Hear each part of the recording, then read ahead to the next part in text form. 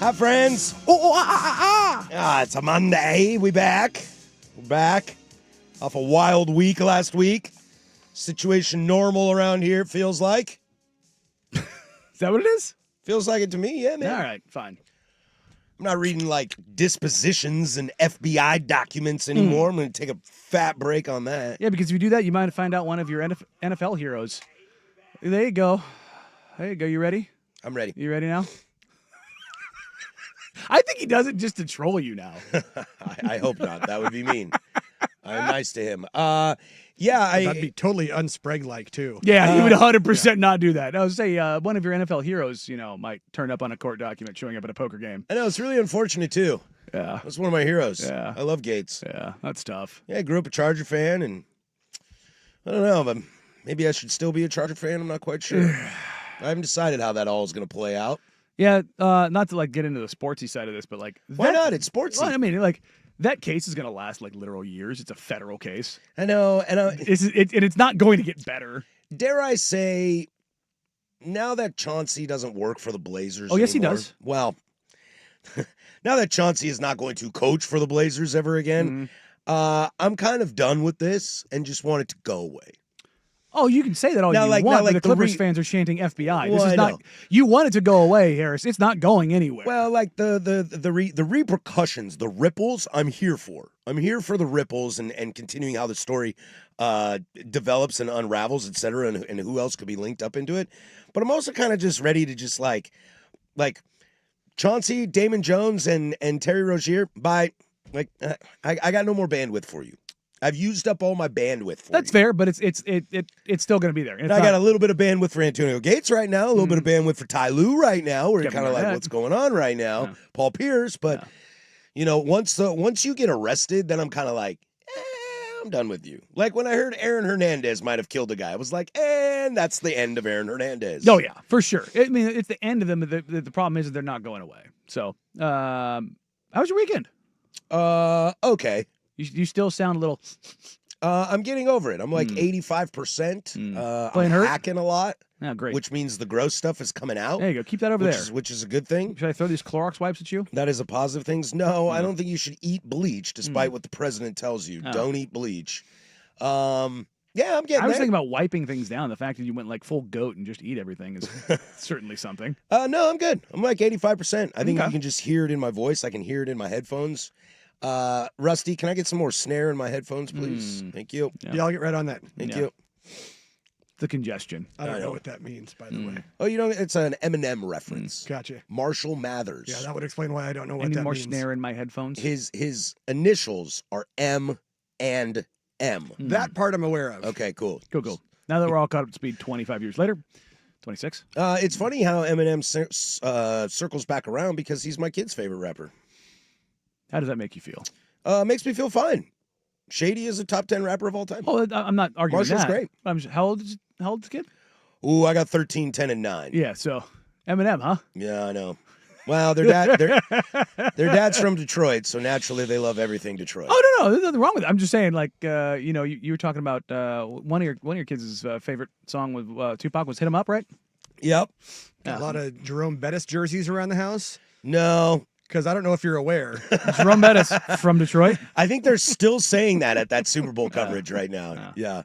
No, it was funny. He caught me off guard there for a second because I was like, Jerome Bettis played for the Steelers.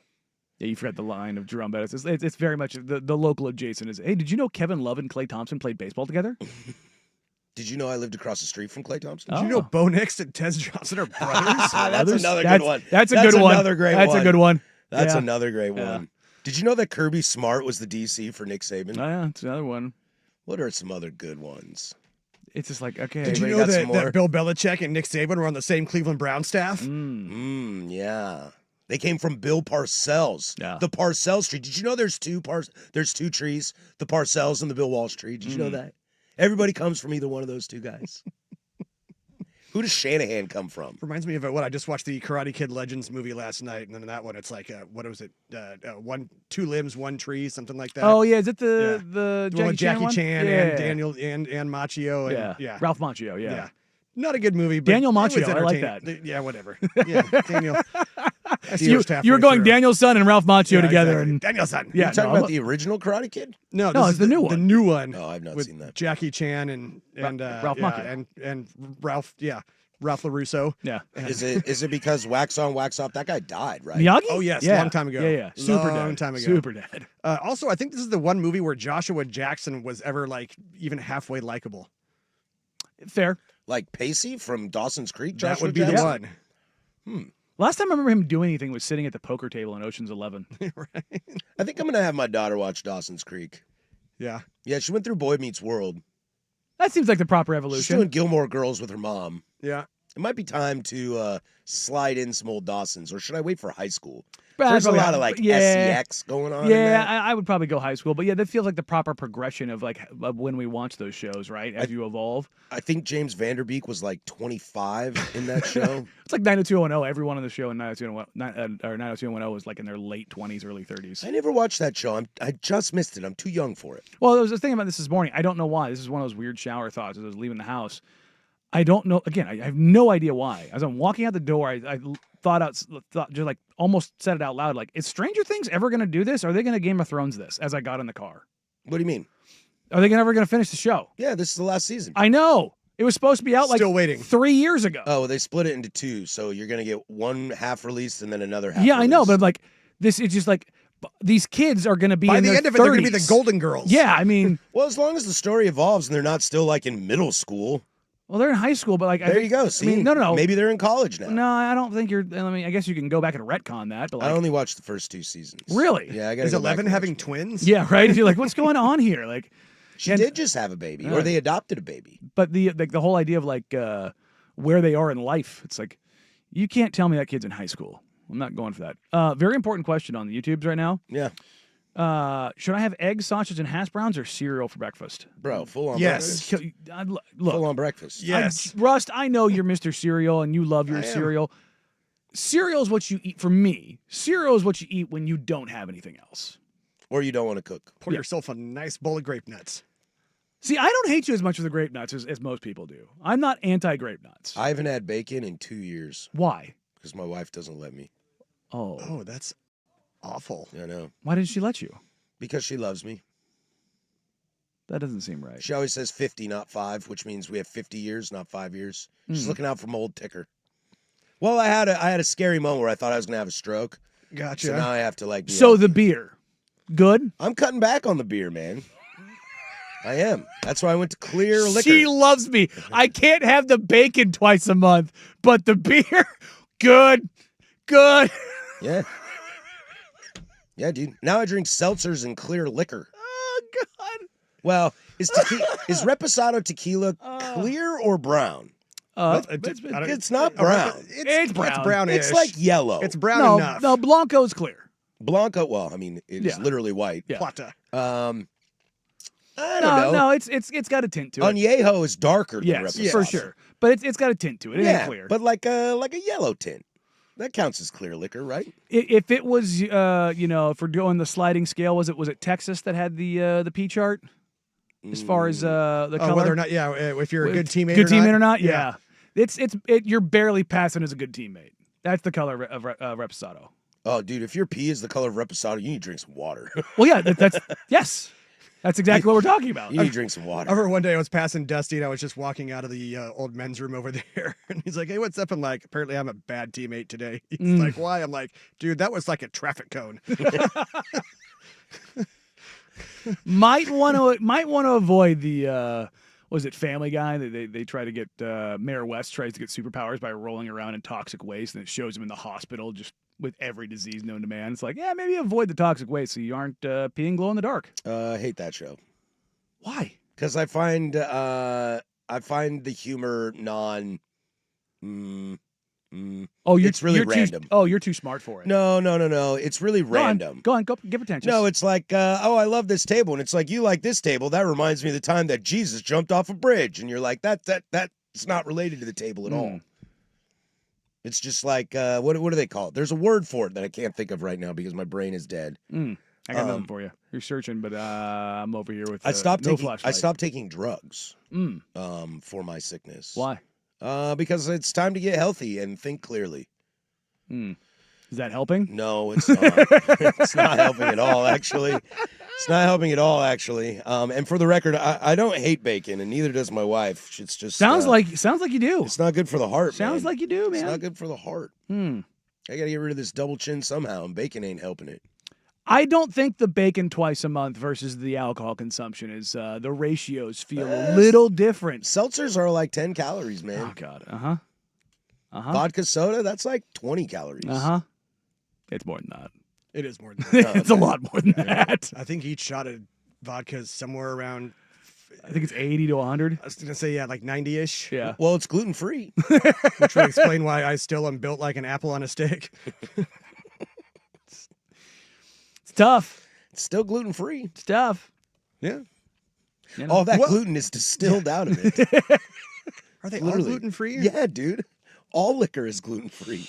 It's all distilled out, man. And look, I'm dogpiling on you, but as Rufio brings in the chat, avoid the toxic waste, says the guy that drinks a baker's dozen of Monsters a day. Yeah, dude. That stuff's going to kill you. I almost said the S word. I almost swore. Hello, there. kettle? Yeah, it's Yes. pot. You're black. Yeah, no. To be clear, I am down to 2 a day. Baby 2 a day. steps. 2 a day. I do not exceed my 2 a day. I don't believe you. What are you drinking at Blazer games? I drink like tonight. Yeah. Vitamin water. I don't believe that. I know. That was not very assuring. No, we've That got was a, like, well, I couldn't think of the freaking name of it. I drink What? the Coming. yeah the vitamin water Revive, the purple one. That's the one I drink. Oh, I don't know. I don't know vitamin water. I get them at Costco. I mean, I know what it is. But I forgot mine last night, and at K2 we actually have a pretty sweet vending machine area. We got one of those like U-Scan vending things, and they've got sandwiches, they got chips and snacks and nuts and all kinds of drinks. It's a nice little newsroom break room. I remember one time back at the old KGW building when we were there, and I would go down to their break room where they had a vending machine and stuff. And there was one day, so I got myself a bag of chips, and it got stuck. Oh no! And I was like, oh no. So I was like, all right, I'll get myself another bag of chips here. That should just fall down on top of it. That one got stuck on top of it. At one point, I then had 3 bags of chips stuck in there. And I was like, I got to get back up there. We're just on break right now, so I got to get back up. And I come back down to try to get another one out, and they were gone. Somebody said thanks. And somebody left a post-it on there. It said, hey, if you want your chips, come into the newsroom. Nice. He's like, but I got to tell you, I opened one. Bring your favorite weapon, too. Yeah. Because it's going to take a lot. I think the statute of limitations are gone. I have rocked that. I rocked that machine back and forth more than a few times. It was notorious for getting stuck, and it may or may not have dropped a few extra things out from time to time. Oakley dokley, guys. Well, we got a show to get to today. Do we? Yeah, we do. Yeah, Do we we? do. We do. 3 hours of it every Monday through Friday from 10 to 1. We'll get to some Blazers in the noon hour, so buckle up for that. My favorite coach in college football get fired, so we're going to have to get into that as well. And my new favorite college football coach might get hired. Huh? Huh? And we're going to take a deep dive into gambling and where there might be a happy medium in the 11 o'clock hour, so hang around for that. But we will start, Danny, with your Oregon Ducks. The Oregon Ducks defeat Wisconsin. They escape the rain. What a long, long, strange trip it's been. 105.1 The Fan.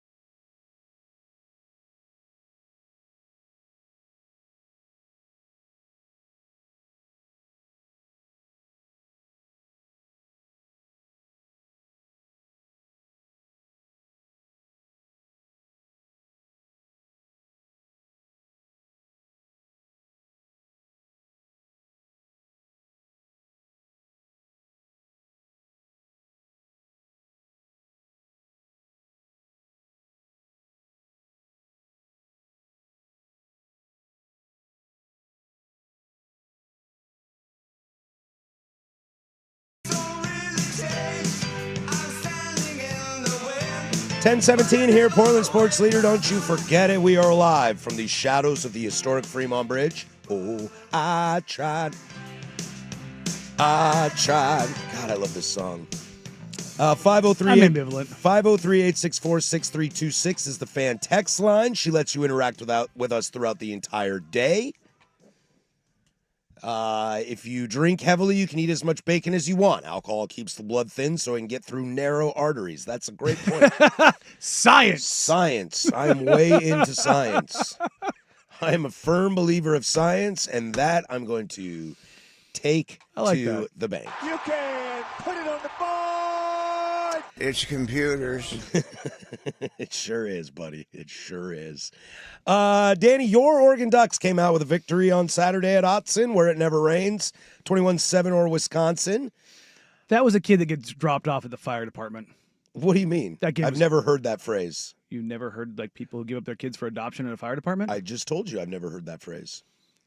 It's an old timey one. It's a long-standing dark trope. Yeah, dark. That's when you get dropped off at the fire department. It goes back I thought they dropped kids off at the hospital or dumpsters. It goes back to maybe 20s and 30s. Yeah, it was 40s, a safe space to do that. Yes, exactly. But yeah, that's what that game was.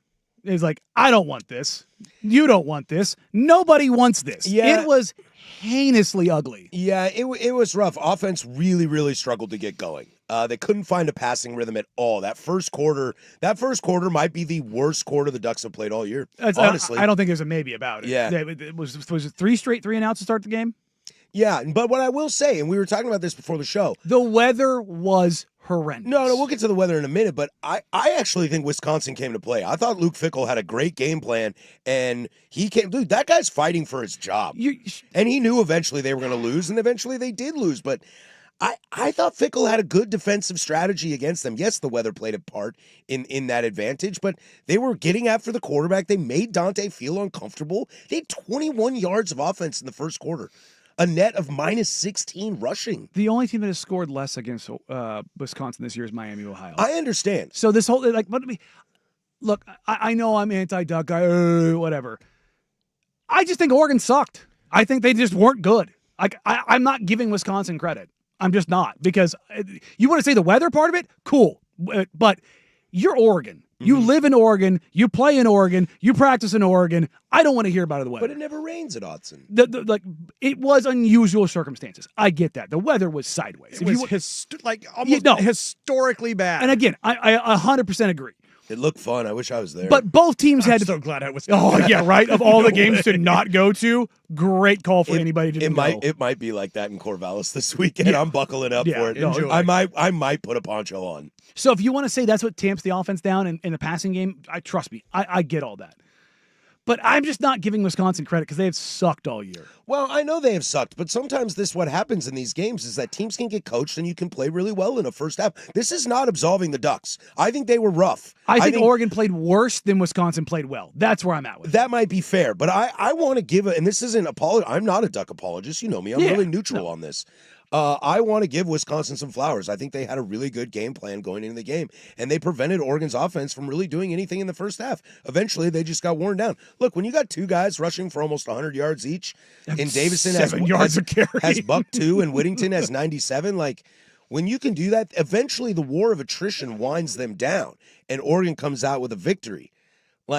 Yes, I knew that's how that was going to go down, but neither team could throw the ball. No. The conditions made it absolutely impossible, and I think it all boils down to, and maybe to your point, or maybe, I don't know to whose point it was, when Dante goes out, whether he has a broken nose, sounds like he doesn't have a broken nose, but he took off his helmet, and I see blood. Didn't feel good. I've got a fun story to tell you about rain and a broken nose here in a moment, but when Dante goes out, Lanning's just like, okay, this team ain't beating us.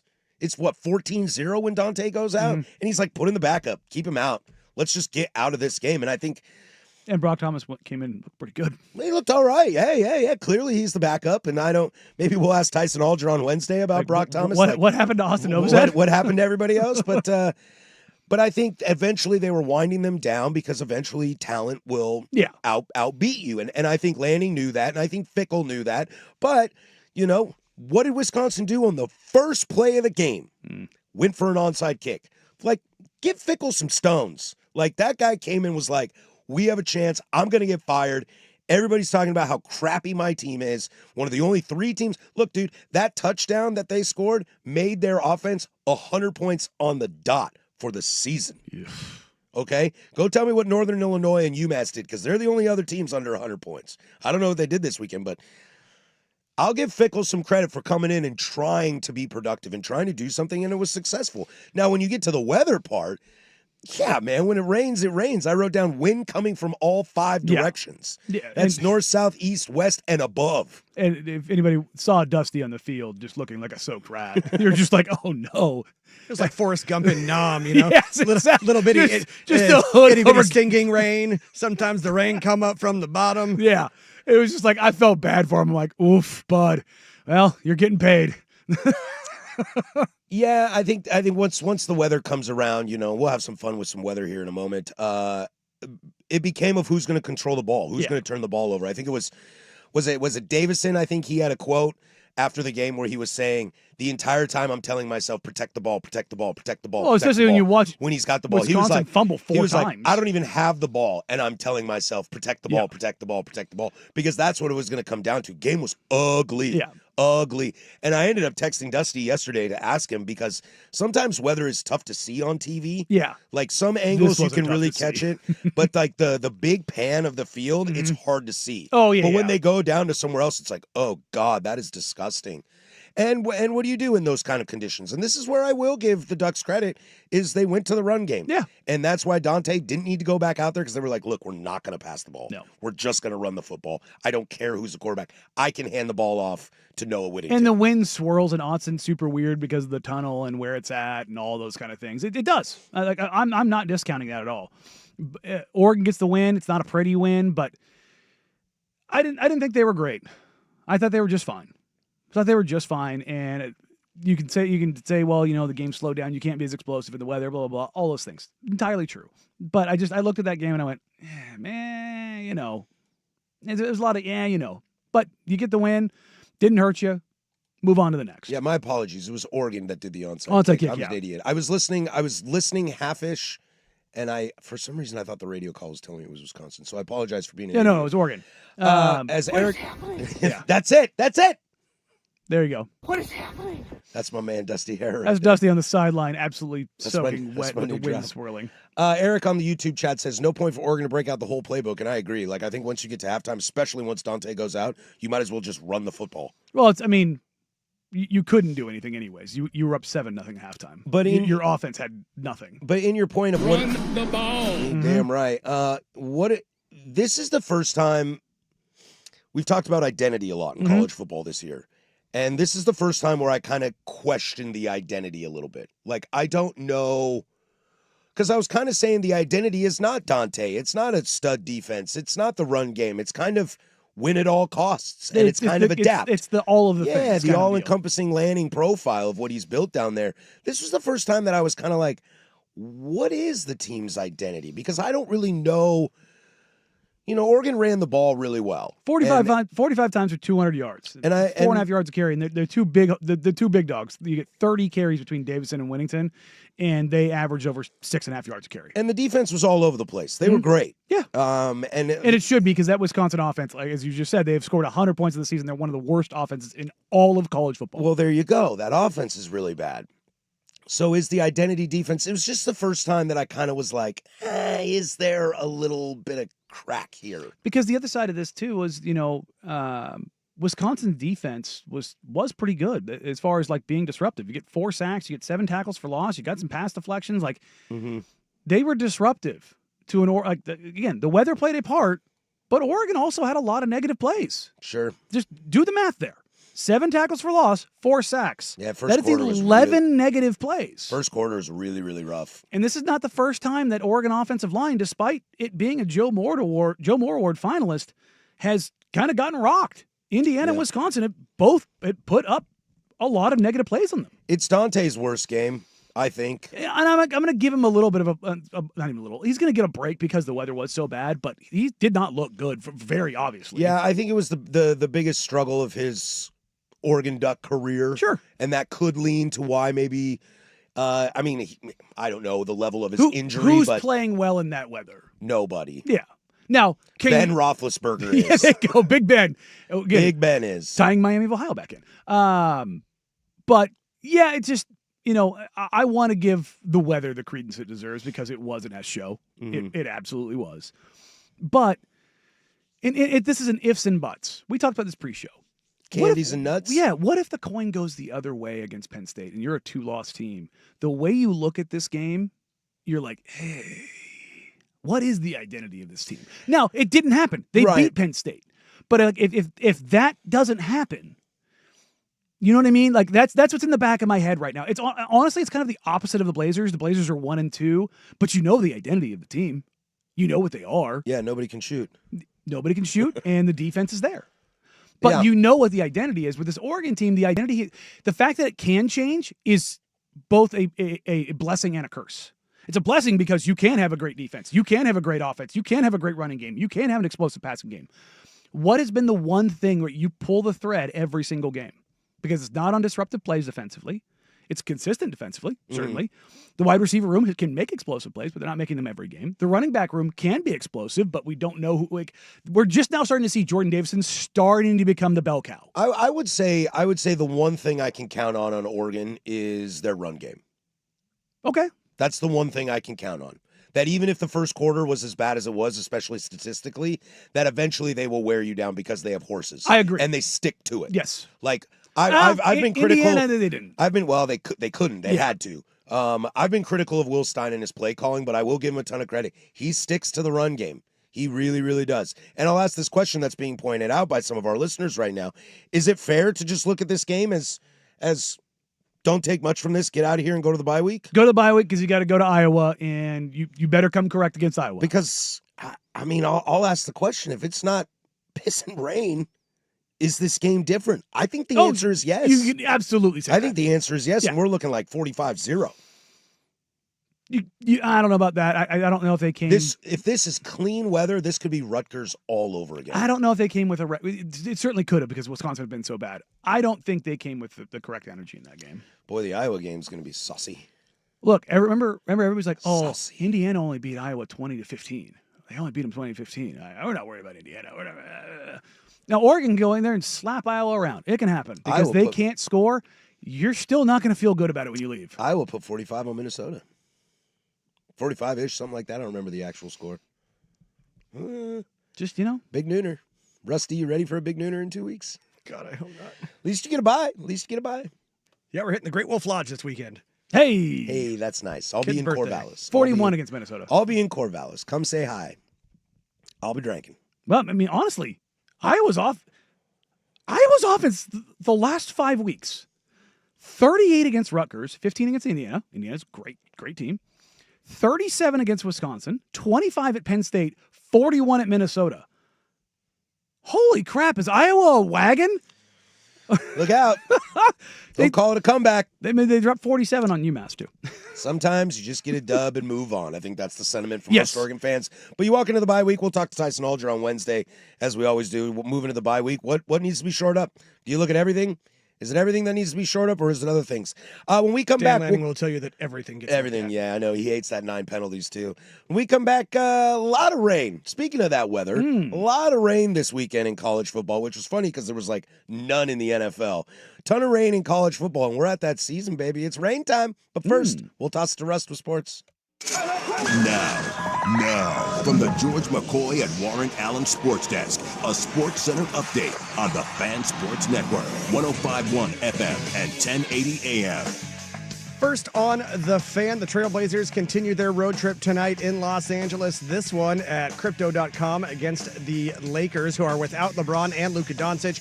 7:30 tip on 2.2 on your antenna. That's Xfinity Channel 302. The Blazers are 2.5-point favorites. After Oregon's 21-7 win over Wisconsin, they remain number 6 in this week's AP poll. The top 5 also remaining unchanged. Ohio State, Indiana, Texas A&M, Alabama, and Georgia. Oregon coming up as we just talked about, with a bye this week, and next plays at Iowa on November 8th. Marcus Mariota will start under center for the Commanders in place of the injured Jaden Daniels tonight in Kansas City against the Chiefs, but he will have their top 2 receivers on the field, Terry McLaurin and Deebo Samuel, back in action. 5:15 kick on ABC and ESPN. The Chiefs are 10.5-point favorites. NFL Network reporting former Seahawks and Texans receiver Tyler Lockett expected to reunite with Pete Carroll and sign with the Raiders. Lockett caught 10 passes for 70 yards in 7 games with Houston before being released last week. ESPN's Adam Schefter reporting the Bills fear defensive tackle Ed Oliver tore a biceps in Sunday's win over the Panthers and will be out indefinitely. And on the diamond, Game 3 of the World Series tonight from Chavez Ravine. Dodgers and Blue Jays knotted up at a game apiece. 5 o'clock first pitch. Max Scherzer for Toronto. Tyler Glasnow for LA. Coverage on 910 ESPN Portland starts at 4 o'clock. More sports scores and stories in 30 minutes. I'm Jeff Rust from the George McCoy at Warren Allen Sports Desk. Hurt and missing work. Insurance companies acting like jerks. Don't call your mom. Call George McCoy at warrenallen.com. The home of prime time with Isaac and Sue.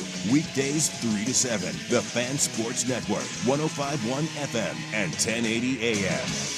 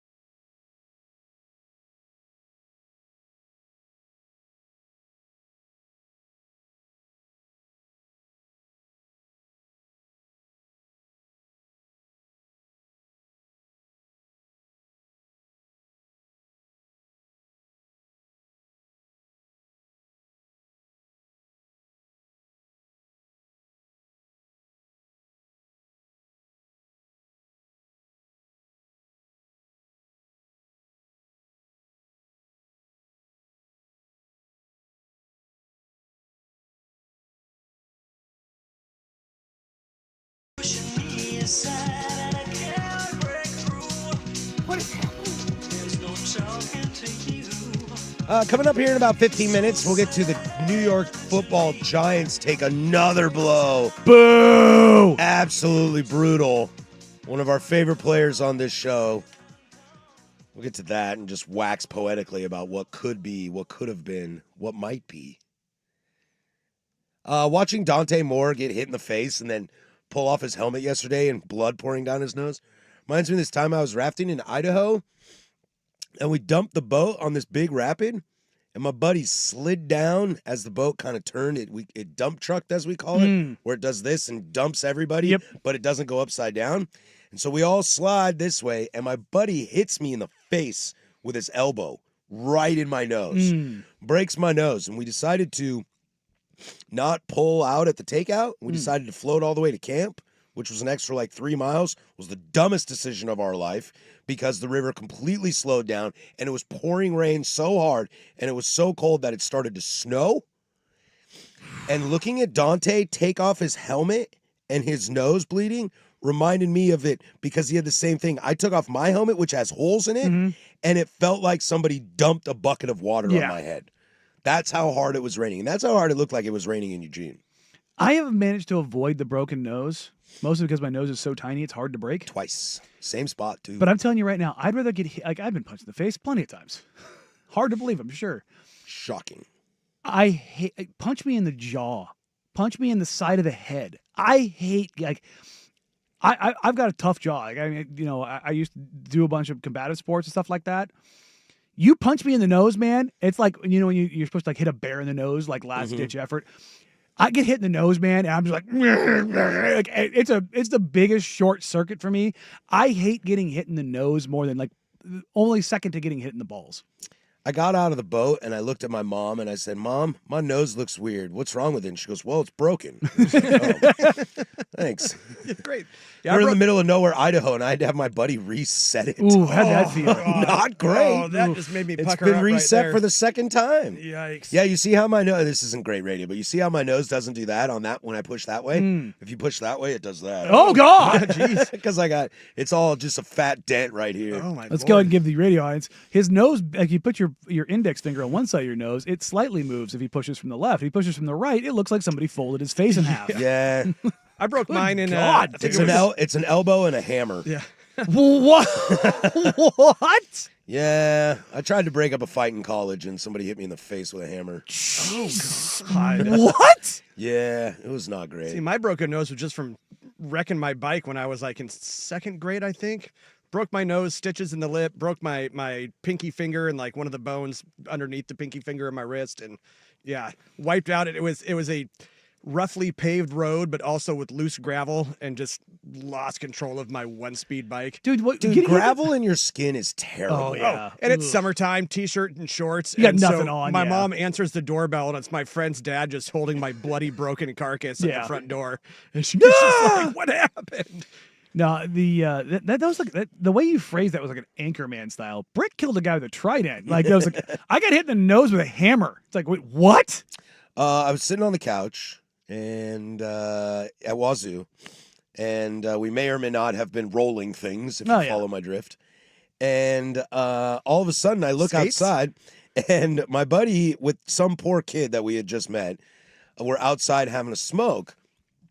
And I'm sitting there, and all of a sudden, I look out the window, and I see like a bunch of dudes run into our courtyard area. The dog pile. And I was like, what's going on out there? So I open the door and I see my buddy and this kid we just met getting the absolute ever-living S kicked out of them. Like they got jumped. Apparently they were talking trash to some frat guys. They went back, got their boys, came back. And I went, whoa, stop. And I pushed one guy off and then everything went dark because I got hit in the face with a hammer. I mean, Fell off the stoop and I came to and I was just pouring blood and it was not cool. no, getting hit in the face with a hammer, not cool. Well, I mean, 2 inches a different direction and I might be dead. yeah. I mean, hell, That's a big Twinkie. honestly, don't even have to worry about your 2 inches. Yeah. I'm always worried about my 2 inches. Russ, as soon as I said, I just looked over at him and he's just like shaking his head at me like, I hate Tisk, you. tisk, tisk, tisk. A lot of rain going on. Did you watch any of the Miami-Stanford game? Because you know I watch Stanford religiously. Yeah. No, I did not watch a single second of it. Dude, it looked gross there, too. Lane Kiffin still rocking the visor despite it raining in Oklahoma. You got to give him credit for that. He's a visor guy. Gotta stick with the bit. Visor through and through, huh? Even in the rain. Let the wet hair fall over the top of it. I mean, Lanning still rocked the sweatshirt. And I was like, sweatshirt. dude, the sweatshirt. And Luke Fickle's jacket was nice. Yes, but that jacket was nice. You know what it also had was a hood. Yeah. That he, well, at least as far as I remember seeing him ever put up. I don't think you want the hood because it cuts your peripheral. That was the first thing that went through my mind. But I mean, dude, you know, it was pouring rain locally. Yeah. I was out for a walk, and I was walking with somebody, and I had my hat on. I just flipped my hat around. You know, just hit me with, "Are you gonna put your hood up?" I'm like, no. Just I hate all the hoods that I have, whether it's hoodie, jackets. I don't like putting a hood up. I don't like the hot air around my face. It's I've always been like that. Yesterday Are afternoon, you I a was out with sweaty my man? daughter. Yes. We went to go do a little shopping for her Halloween costume. And we get out and it's raining a bit. I put my hood up and I'm walking and we cross the parking lot and we're walking up to the storefront and I just went, I don't mean, why are we walking into Michael's? Old Navy is next door. And I was like, and that was the peripheral Yeah, 'cause vision you can't thing. see. It's like, yeah, wasn't Just paying can't attention. see. It's okay. I run into door She was frames. like, yeah, Dad, I so- wondered what you were doing. Yeah.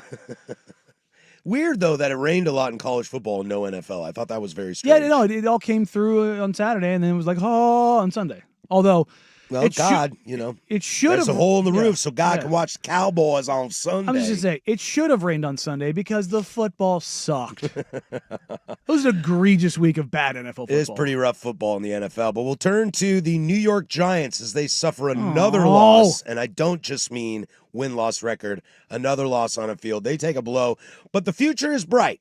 The future is bright. We'll wax poetically about Cam Scatterbo next. 105.1 The Fan.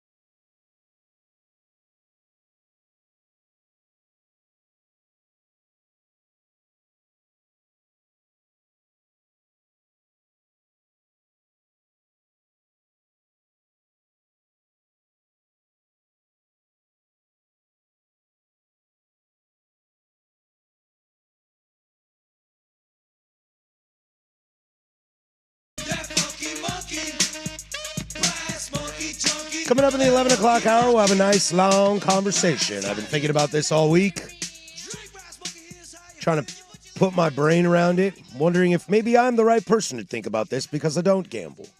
How do you find a happy medium with gambling and sports? Considering the landscape around, we'll have a nice conversation about that. A little World Series chatter as that is 1-1 in L.A. tonight. Web Gems as always, so stick around for that.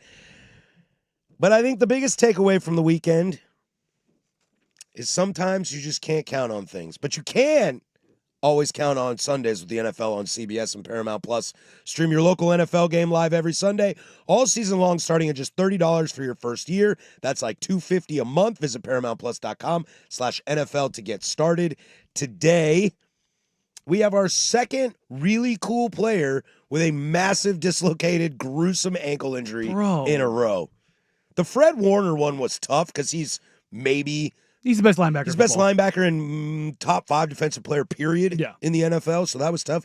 And Cam Scatterboo is not the best running back in the league, but boy, is he fun to watch. And boy, does he matter to them. And he is so fun to root for, and to watch that was brutal. Although the interesting thing is Fred Warner, you can tell the vet. Fred Warner, as he's getting carted off, is just like, ugh. And Cam Scatterboo's like, don't worry, guys, I'm still jacked and ready to go. If the doctors would let me, I'd be out there. But also, he looked like a crazy psychopath on the card. That's him. Yeah, I know. I read those quotes about him coming into the season, what his teammates said about him being a psychopath, and I think that's unabashedly him. I think so too. I don't think there's anything fake about that at all. And the look on Dart's face, yeah, I mean, that told it all. I mean, it's his guy. That's his guy. That's his guy, man. But the future is very, very bright for this team. Yeah, now you just got to hope that, without Neighbors, without Cam, that, Dart can do something. Oh, no, because he's cooked. Well, no, I mean, not get killed back there. As the kids say, he's cooked. Yeah, but, the offensive line isn't great. Right. Now you don't have your running back or your number 1 wide receiver. It's like, okay, I mean, the Giants are going to be bad now. They're going to be real bad. But you don't want to see Dart back there getting murdered. I know, which leads me to the question, because now they had a glimmer of hope of maybe winning 6-7 games. Yeah, being a fun little story, right? A fun little story. That is not going to happen. No. But you will come back next year with assuming everybody heals up correctly, you'll come back with a nucleus of Jackson Dart, Cam Scatterboo, Malik Neighbors on the offense. And they're going to win somewhere probably between 4 and 6 games. Yep. You're going to have a pretty good draft pick. And you've got Abdul Carter, and Kayvon Thibodeau is a legit defensive lineman in the NFL. The front four for the Giants on paper is one of the best in the NFL. Which leads me to question, what do you do in the draft? Because you're going to have a high pick. Corner. I was going to say, the kid out of Penn State. Yeah. AJ Harris. Or do you need to address the O-line? This class right now, I don't think has necessarily, depending on, I guess what depends on how where high in the draft do you want to take a corner? Well, if it's Patrick Surtain. Yeah, if you get a dude, you get a dude. I realize there are outliers, but yeah. But that's the thing about this draft class right now. Nobody in this draft class right now is like, that's a number 1 pick. That's a number 2. Like, you know what I mean? Like, that guy doesn't, it's like, I don't know. Don't get me wrong, there's plenty of good players, and there's going to be guys that pop out of here, but cyclically, draft classes go up and down. Sometimes you get great draft classes. Sometimes you don't. Go look at that 2021 draft class. Yeah, I'm trying to look right now in a mock draft on ESPN. Looks like Spencer Fano out of Utah would be your number 1 offensive lineman, but they have him at 8 overall. Yeah. But honestly, number 9, Las Vegas selects Lenore Sellers. The New York Jets with the first pick take Fernando Mendoza. Look, again, Baltimore at number 2 takes Reuben Bain Jr. Good God. Oh well, I mean they need that wouldn't be fun. They need somebody on that. Here's the best on this. I don't mean to. Oh dang it! I just turned my screen off. I don't mean to deviate, but at number 3, deviate. At number 3, this mock draft has the Cleveland Browns taking quarterback Dante Moore. I mean, I guess stack Oregon quarterbacks. Terrible. But yeah, this draft. Has the Giants taking a wide receiver in Jordan Tyson out of Arizona State? And the Browns still won't be able to get out of the Deshaun Watson business. I know, right? Right? Well, he's healthy next year. Maybe he plays, Rust. The saddest thing of my weekend was watching Cam go down, though. It's tough, man. I thought you didn't like him. Scatterboo? Oh, I was about Ward. Yeah, I thought you were talking about Cam Ward, too. too. Cam Ward? I don't watch Titans games. No, because they got beat up in that game. Dude, he yells at coaches a lot. I mean, have you seen that? For a rookie? Well, did you know his head coach got fired? Well, I know, but he's yelling at the new one, too. Because he's probably not good either. You get rid of Abel, that's what you get. Yeah. Have fun with that. A lot of bad teams in the NFL. Why was the NFL so rough this week? Is it just matchups? Matchups and what kind of where we are on the schedule, buys, all that kind of stuff. Yeah, no, Is this July baseball right now? Yeah, I think the NFL did this purposefully. We talked about this on Friday. You got the World Series, NBA's back, like there's a bunch of other things. Let's put our dog-ass matchups all together in 1 week. Jets-Bengals is a rough matchup. I mean, I'm glad I didn't gamble on that game, but I went 4-1 in my pick'em league. Thanks, Falcons. Only one game. Missed one. Falcons, Dolphins. Only one game under 10-point difference. Yeah, no, these games were just, I mean, and that's the Jets-Bengals, which Joe Flacco got you 38 points and you lost to the Jets. That's a bad look, man. That's a really bad look. Coming up in the next couple of weeks, when do we have the Drake May discussion? I mean, we can have the Drake May discussion right now if you want. He's good. Like, Drake May's legitimately good. I don't think he's good. I think he's MVP good. Ooh. Oh. That team is good, and it goes with Drake May. Drake May's really good. Drake May is what we thought Bo Nix would be this year. Like a step. His step this year, Drake May's step this year is bigger than anybody's from that quarterback class, and it is not close. Drake May is 100% a bona fide MVP candidate. I mean, yeah, the Patriots with are what he's 62. doing. Yeah, I mean, Drake May currently right now, 4th in the NFL in yards. He's completing 75% of his passes. 15 touchdowns, 3 picks. Hell of a pick. Who else are you arguing in the MVP right now? Baker. Josh, Stafford. Mahomes, and Daniel Jones. Those are probably your MVPs right now. And Drake May. Yeah, if you wanted to swap out Jones for Jonathan Taylor, I will hear that discussion. Jonathan Taylor is cooking. Drake May is a top 10 quarterback in the NFL right Jonathan Taylor they said 3 games already, 3 or 4 games with three or more total touchdowns. Helps to run the ball. He has 12 rushing, and I think he has 3 receiving, if I'm not mistaken. MVP, if you're looking at Colts, MVP is Taylor over Jones. Yeah, I can go with that. But I'm telling you, man, look, I didn't quite buy the preseason hype around New England. Especially when they dropped the first game to the Raiders. I didn't quite buy the hype. I thought they would be better, but people were like playoff team. I picked them as a wild card team. And then I watched them play Buffalo, and I was like, this feels a little like they caught Buffalo overlooking. Josh didn't have a great game. Not a terrible one, but didn't have a great game. I'll give this upstart Vrabel an okay pass. This is a legit team right now in the AFC. Yeah. They are a contender, 100%. And I think if you're playoff looking around, contender. No, they're in the playoffs. Well, no, I'm saying, but they're not going to an AFC title game. Why not? No. Absolutely, why not? No. I don't buy that. They beat Buffalo in Buffalo. Sure. I need to see a lot more. Like, what do you need to see? I guess you could say they're not turning the ball over. They're well coached. Their quarterback play is playing at an MVP level. I guess you could say the same thing. The Commanders last year with Jaden Daniels could be the same thing. Yeah, that's fair. Yeah, you might lose. You might get trounced. Yeah. But I don't see why not. Yeah, the AFC is more open than we thought it would be. Would I pick them to go? Probably not, No. but I wouldn't be shocked. Because, look, quarterback play means everything. Yeah. And Drake May is playing at such a high, what'd you say, 75%? Yeah, I think he's leading the NFL in completion percentage. And he has 3 turnovers? Yeah, he's leading the NFL in completion percentage. Dude. While being 4th in yards. That's all you ask for, right? Yeah, 15 touchdowns, 3 picks. And you have a defense that isn't the Cowboy defense vomiting everywhere. Oh, God. So, like, why can't New England, huh? God, look at you. Why can't they? Look at you. Look, I'm not a Tom's Braids guy, and I'm not the last thing any of us need to see is New England back, but maybe New England's back, man. Maybe this is a flash in the pan. Maybe this is, once we get more tape on Drake May, they figured out, but not turning the ball over and being consistent. They're the 4th best scoring defense in the league. Dude. Yeah, I guess, man. You know what? Why not? I take that back. You know what? Yeah. Okay. In a world where we live in, where we have head coaches that are Mike Tomlin, Dan Campbell, the leaders that aren't just the psychos like Sean McVay or a Shane Steichen, the dudes that are just leaders Patriots of clubs. Are top 7 in offense and defense. 7th in offense, 4th in defense in scoring. Why can't Mike Vrabel mean as much as Mike Tomlin, John Harbaugh, and Dan Campbell? Why can't he? That's fair. Have good coordinators, draft well. Look, Belichick in the end was rough when it came to drafting. But before the end... Patriots are the 2nd best point differential in football. Before the end, they did well in drafting. That organization does well in drafting. The end of Belichick was terrible. Well, they did well in drafting in certain areas. They didn't do well drafting... Well, high draft picks were garbage. Yes, and their wide receivers were always... But their depth was there because 4 through 6, they were amazing at. Yeah, as weird as that is. They got the easy ones wrong and the wrong ones, or the hard ones right. So weird. Why can't New England go to the Super Bowl? I'm going to say that. I'm going to stop at that because they got a young, untested quarterback. But yeah, they have the 2nd best point differential in football through 8 weeks. And who's number 1? Indy.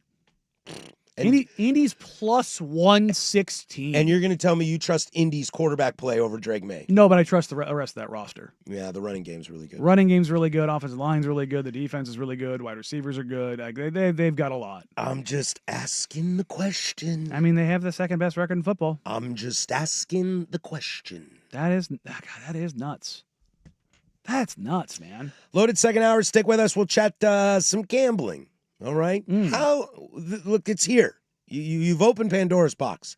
How can we get to the point where this makes sense for everybody? Loaded second hour. Don't go anywhere. That's Danny. I'm Patrick. 105.1 The Fan.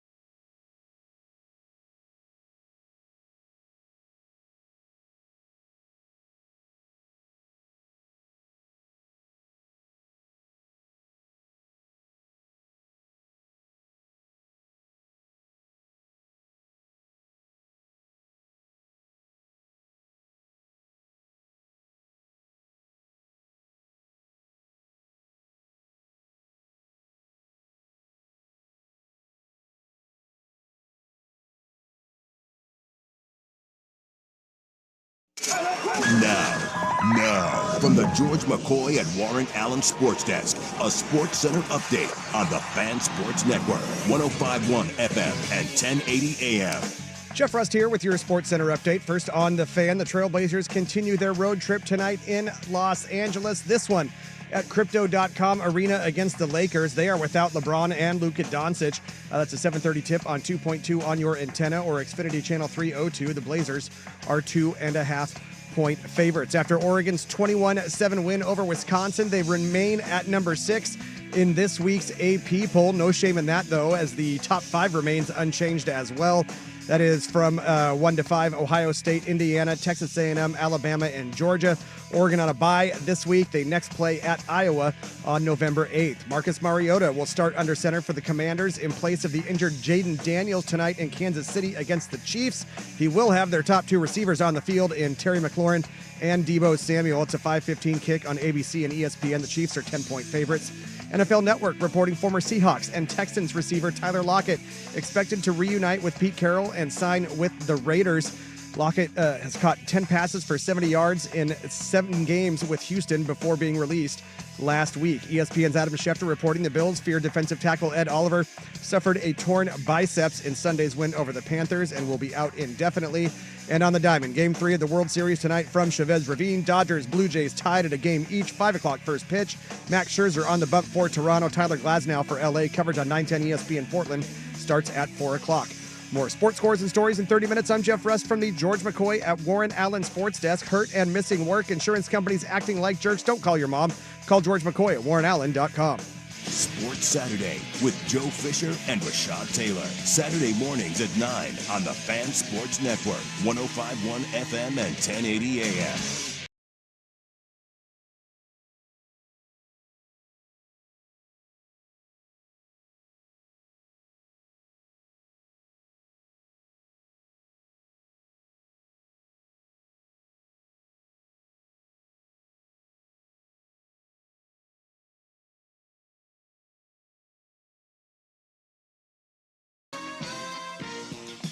All right, hour number deuce. If you missed any in the first hour, you can download that, the Fan Podcast, at 1051thefan.com, the Odyssey app, wherever you get your podcasts.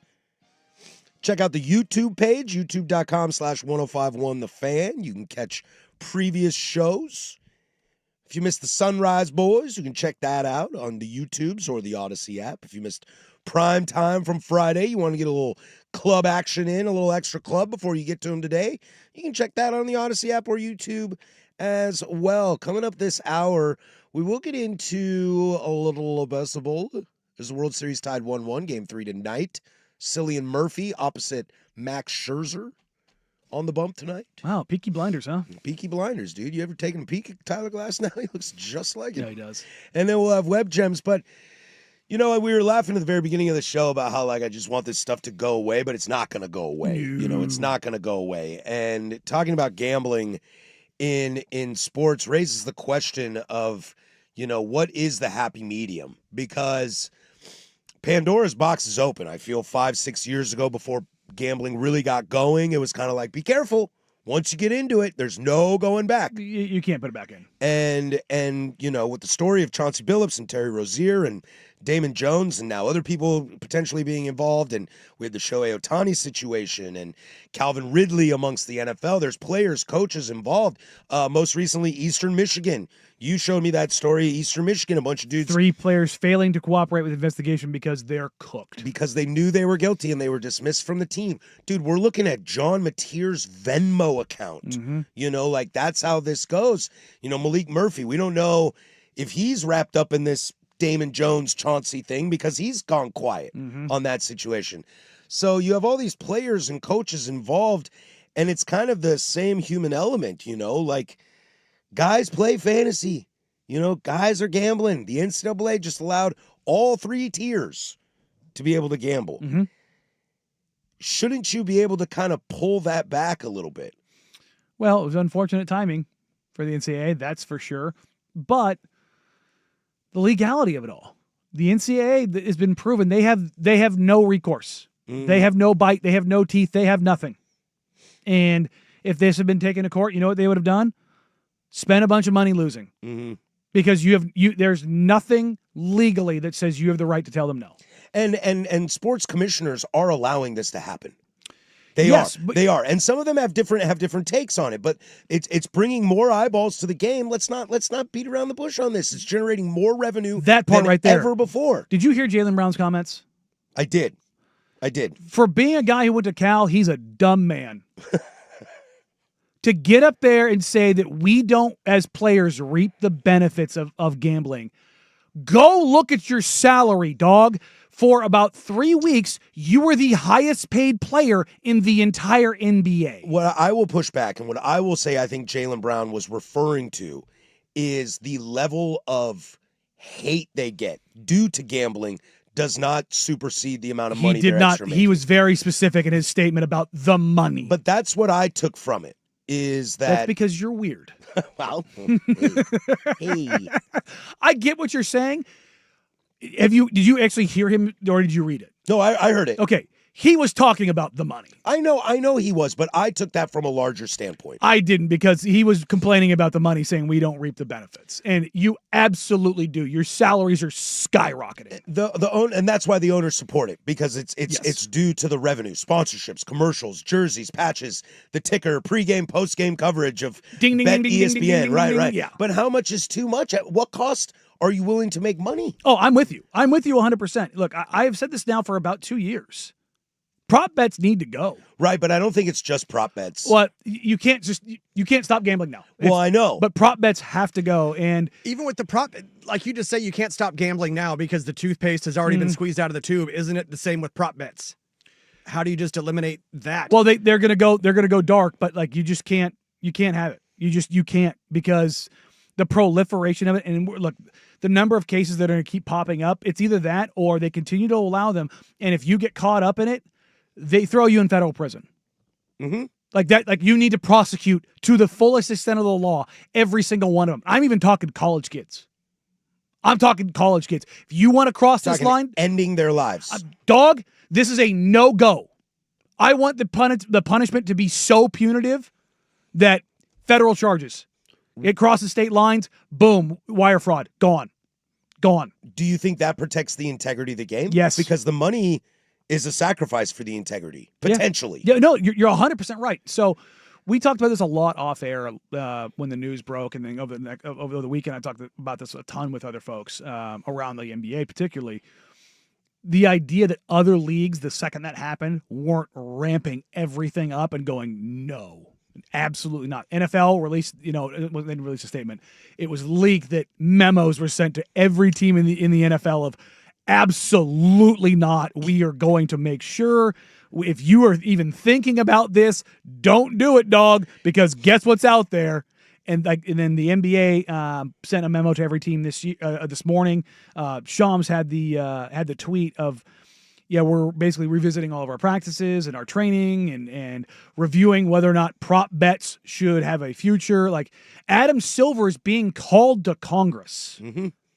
Well, commissioners are on a higher alert. They're making statements to the public about how they do their utmost to protect. This is Adam Silver at the Knicks-Celtics game on Prime Video. It's a little long, but bear with me. He was kind of caught a little off guard, I would say, but he answered very honestly and transparent. Here's what he had to say. Yesterday, federal indictments were announced involving current player Terry Rozier and current head coach Chauncey Billups. What was your initial reaction, and what have the last 36 hours been like for you? My initial reaction was I was deeply disturbed. There's nothing more important to the league and its fans than the integrity of the competition.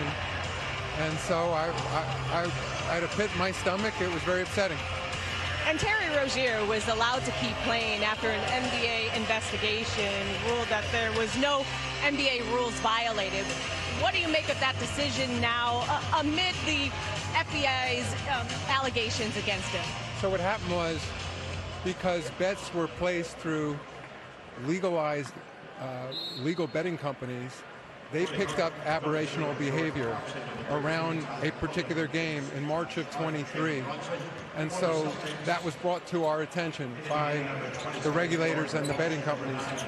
We then looked into that situation and were very transparent about it. And while there was that aberrational betting, we frankly couldn't find anything. Terry at the time cooperated. He gave the league office his phone. He sat down for an interview. And we ultimately concluded that there was insufficient evidence, despite that aberrational behavior, to move forward. We then worked directly with the law enforcement, as they said at the press conference, that the league has been cooperating. And so that was obviously over 2 years ago. So the federal government has subpoena power, can threaten to put people in jail, can do all kinds of things that a league office can't do. So we've been working with them since then. And of course, what they announced yesterday was an indictment. So 2.5 years later, he still hasn't been convicted of anything, in fairness to Terry. Obviously, it doesn't look good, but he's now been put on administrative leave. And so, there's a balance here of protecting people's rights and investigating. And as I said, we've been working with the government, and they have extraordinary powers that a league office doesn't have. That's Adam Silver. I thought he handled that really well, but I'm not going to lie. Really? I'm not going to lie to you. I think he handled it well. Oh. Like being asked in a tunnel about your league crumbling because of gambling. But what I will say is this reeks a little bit to me like steroids in baseball in the late 90s when Bud Selig was brought to his attention about gambling. The whole, I can't do as much as the FBI feels a little like, what do you want me to do? I can't do anything when your hand got caught in the cookie jar. Well, not that they're compliant. No. But they are compliant adjacent. No. They are an accessory, an indirect accessory. I think you're spot on with Bud Selig, and he was full of crap. Mm-hmm. He knew the entire league was juiced, and he benefited off of it. Without a doubt. Adam Silver knew what was going on. Not necessarily this, but like knew that this was a problem. See, and I think it all falls down to, and this is because I watch way too much Law and Order, and this is the phrase you'll hear a lot in there. Dun dun. Dun dun. Yeah, exactly. Dun dun. Deny what you can't admit and admit what you can't deny. Mm-hmm. Yeah. And I think that's what most of these kinds of answers are. Also, the idea that the NBA just doesn't have the resources to do this is garbage. Is so heinous. If you guys only knew the level of detail and that security teams go into when players are being evaluated for the draft, they're going back and they're talking to janitors at their high school. Did this guy pick up after himself? Does this guy run with, like, who did you see him running with? Like, they will talk to anyone and everyone. Yeah, well, and I don't want to hear that they don't have the resources to effectively investigate this when their yearly media package is in the B's. Yeah, in here, not only that, here, I'm going to, I wish I brought my actual tinfoil hat today. I have not said this on air, but this is where I think this is all at. I think that this is a lot worse than it already is. And I think, again, this is all me. I think the NBA knew that Rozier had this and they had it provable. And I think the FBI came to them and said, let him go. We want to put him on a line, hook, line, and sinker, and we want him out there as bait. And we want him back in there. I think they had him dead to rights. Well, I also think something that the NBA and leagues have it to their advantage. Himself. Yeah, let him hang himself 100% and see if anybody else hits the line. And you know what I think they have to their advantage? Is they have a safety net. That safety net is Las Vegas. Yeah. Because look, the NBA doesn't want to lose the integrity of their sport or lose their money. Vegas literally is their money. That is their life. Okay?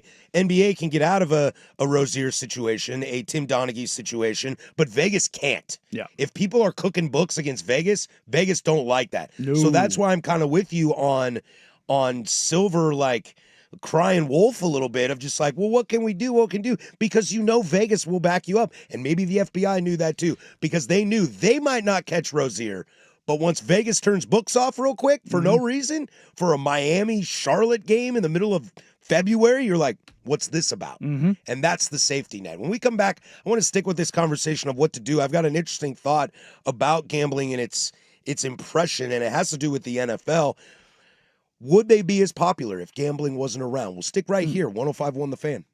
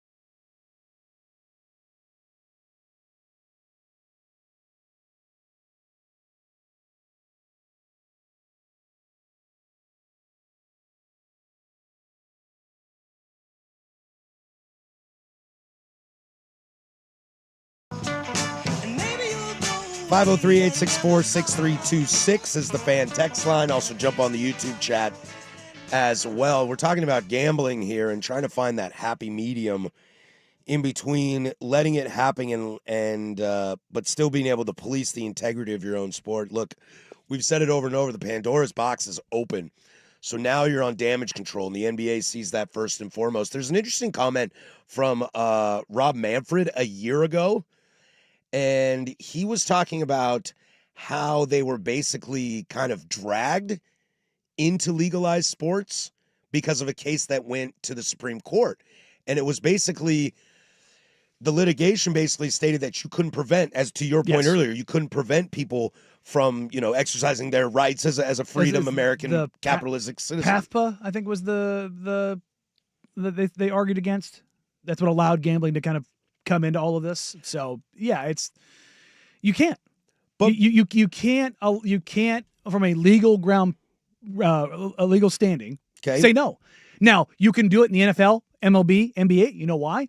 CBA. It's collectively bargained. But that's why. But that was Rob Manfred. I know, but I'm saying, like, as far as like what is allowed and isn't versus like the legal cases against it, for whether it's college sports or in professional sports, what changes is the collective bargaining agreement. That's where the legality comes in. Yeah, I think you can easily allow, citizens and fans do gambling. I despite being somebody that doesn't care for gambling and doesn't like doing it and doesn't really enjoy that it's around, I understand. It's like smoking cigarettes. It's like skydiving. Like, those are things that you probably shouldn't do, but like, it's America. Do whatever you want. But I don't understand why it's not in the CBA to just say no. That as employees, because look, as an employee of a certain company, like weed's legal, but I get drug tested. How is that any difference of some jobs? When I was a manager at some restaurants, there's in my code of conduct and my handbook that I sign states that I will not have another job. When I was doing the hot corner, I had to have conversations with them, and I was like, look, yes, I get paid by another company to do something, but this is not affecting my job. This doesn't do anything to it. It's not a competitive situation. No. Can I still do this? And I had to get addendums to say yes. So there is stuff that you can put in paperwork. What's to stop these leagues from just saying, don't do it? You're not allowed to. Because you're collectively bargained. But why would players' union want to? See, if I was a players' union rep, I would try to convince these guys not to be a part of it. But that is... Puts yourself in too much trouble. It flies directly in the face of a union. A union's job is to get you every right, every opportunity, every single thing. Well, no. But why do we have to fight for every right when some of them are wrong? Yeah, exactly. No, it does. You're generalizing unions. Unions can make choices as they want. Are unions ever going to be more restrictive? Maybe about certain things that can be detrimental. I don't think that's the case. In when you're talking, MLB passed, you can't do steroids. Sure, that was collectively bargained. Yeah, because the MLBPA was like, yeah, we're down with that. That's a restriction. And how many things are now on the unbanned list? Well, but regardless, they still said that this is something that you shouldn't do because it hurts the integrity of the game, and they agreed. And I don't think they look at gambling wholesale as the integrity of the game. And maybe I'm saying they should. But betting on baseball, absolutely. That's collectively bargained. The impact of gambling on sports is unquestioned. But let me ask you this. I was teasing this as we went into the break about the NFL. Without gambling or fantasy, which is basically gambling, would the NFL just be a larger version of college football in regionality? I don't think so. I think fantasy football does help, certainly. Because why I'm not a Broncos fan or a Giants fan. Why am I watching those games? If you're living in Oregon because of Bo Nix, and if you're a But I didn't go to Oregon. You still like watching him? But that's because I do this for a living. I'm a small percentage, but people are tuning into Jacksonville versus Tennessee, sorry, Russ, because they have Cam Ward on their fantasy team or they have Travis Hunter on their fantasy team. I think that impact is... Travis Etienne better run for 100-plus yards and score a touchdown. I think that that's certainly a factor. I was at the K2 Studios last night, and a couple of the guys that were in the bullpen were talking about their fantasy scores last night, about needing X amount of points from somebody to win this game or win this week or whatever. I think that does play a part. I do. But I think the NFL is king and has been king long before that. I'm and not was saying- going, but not just king. It adds to it, but it's not the crux. Like, it is our sport wholly and totally, and I think it would still be this unabashed, complete and utter monster, even if fantasy football didn't exist. I'm not saying they wouldn't be number one. They would for sure still be And number one. I think the numbers would but still I be where they wonder are. if they're a $13 billion business, would they be more of a $10 billion business and still be number one if they didn't have gambling attached to it? Well, I think they're a $25 billion business. I don't but, remember the yeah. number. It I think- jumps, but you I know think what I mean? NBA is, yeah, but If certainly they're, the if they're money's 25, would they be 20? Yeah, no, that's fair. That is fair. But I think that's because more let's about take college football, for example, all right? You don't need to watch Stanford, Miami. I'm only watching it because I have ties to it because of my because father-in-law. you're kissing up to your father-in-law. Exactly. And I'm not afraid to admit that. But like my buddy Jesse, he's a big Giants fan. I don't watch Giants games to talk to him.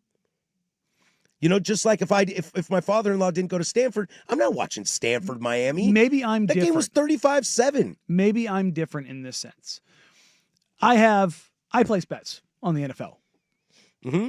Semi-regularly. Most of my bets, maybe this is just how I gamble. Most of my bets are futures.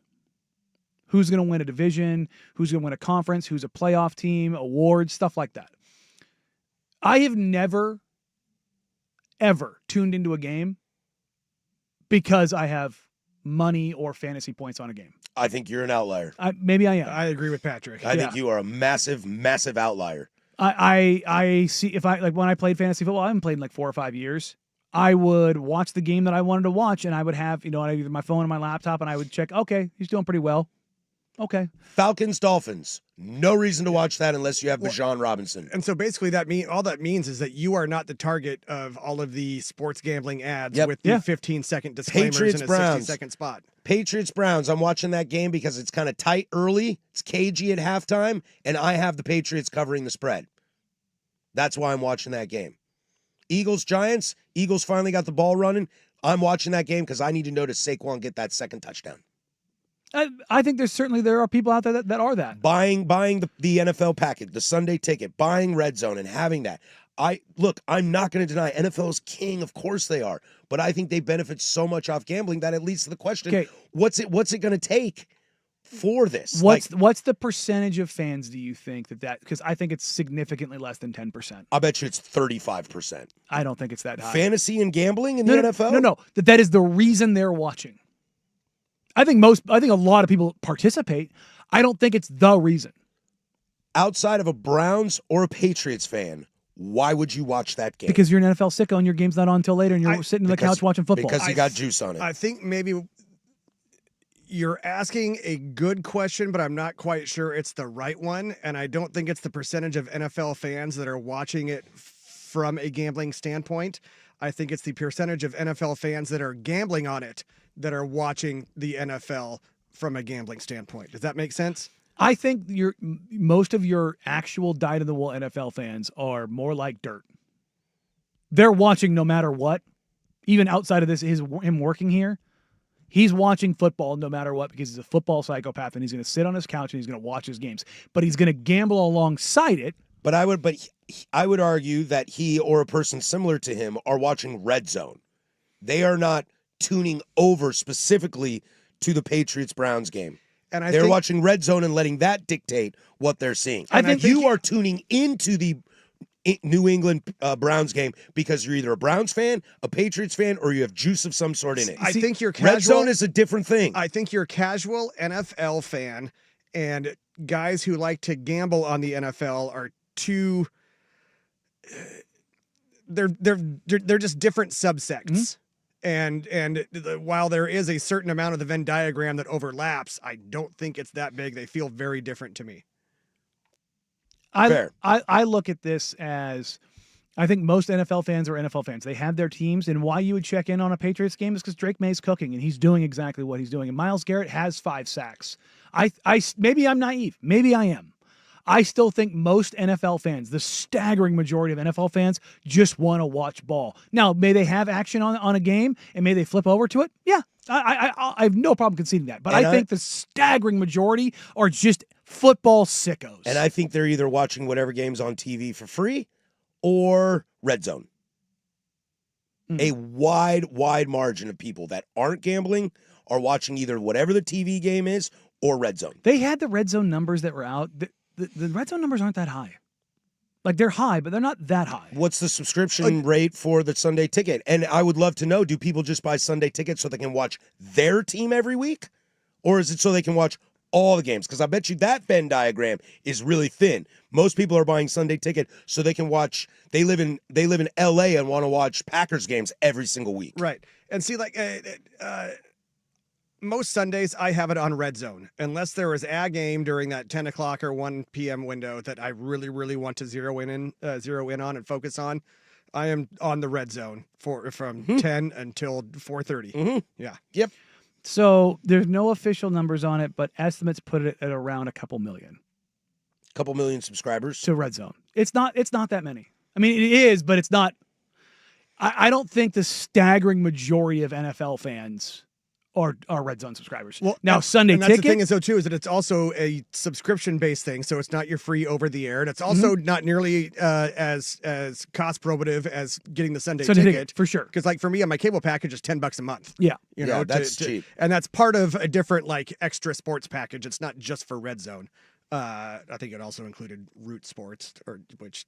Sweet. R.I.P. Yeah, right. So exactly. They said it brought in roughly $500 million.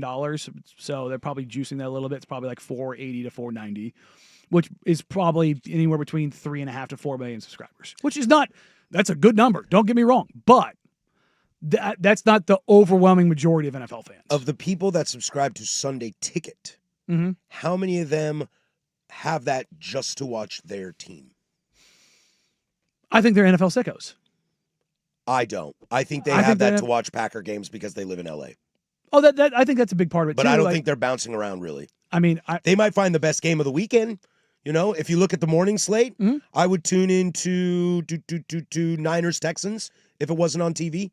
That's the game I would have tuned into. I mean, But I'm not tuning into Browns, Patriots, Jets, Bengals, Dolphins, Falcons. Well, you are, because the window, we talked about this on Friday. But if it's the window and I don't have juice on it, I'm picking the best game.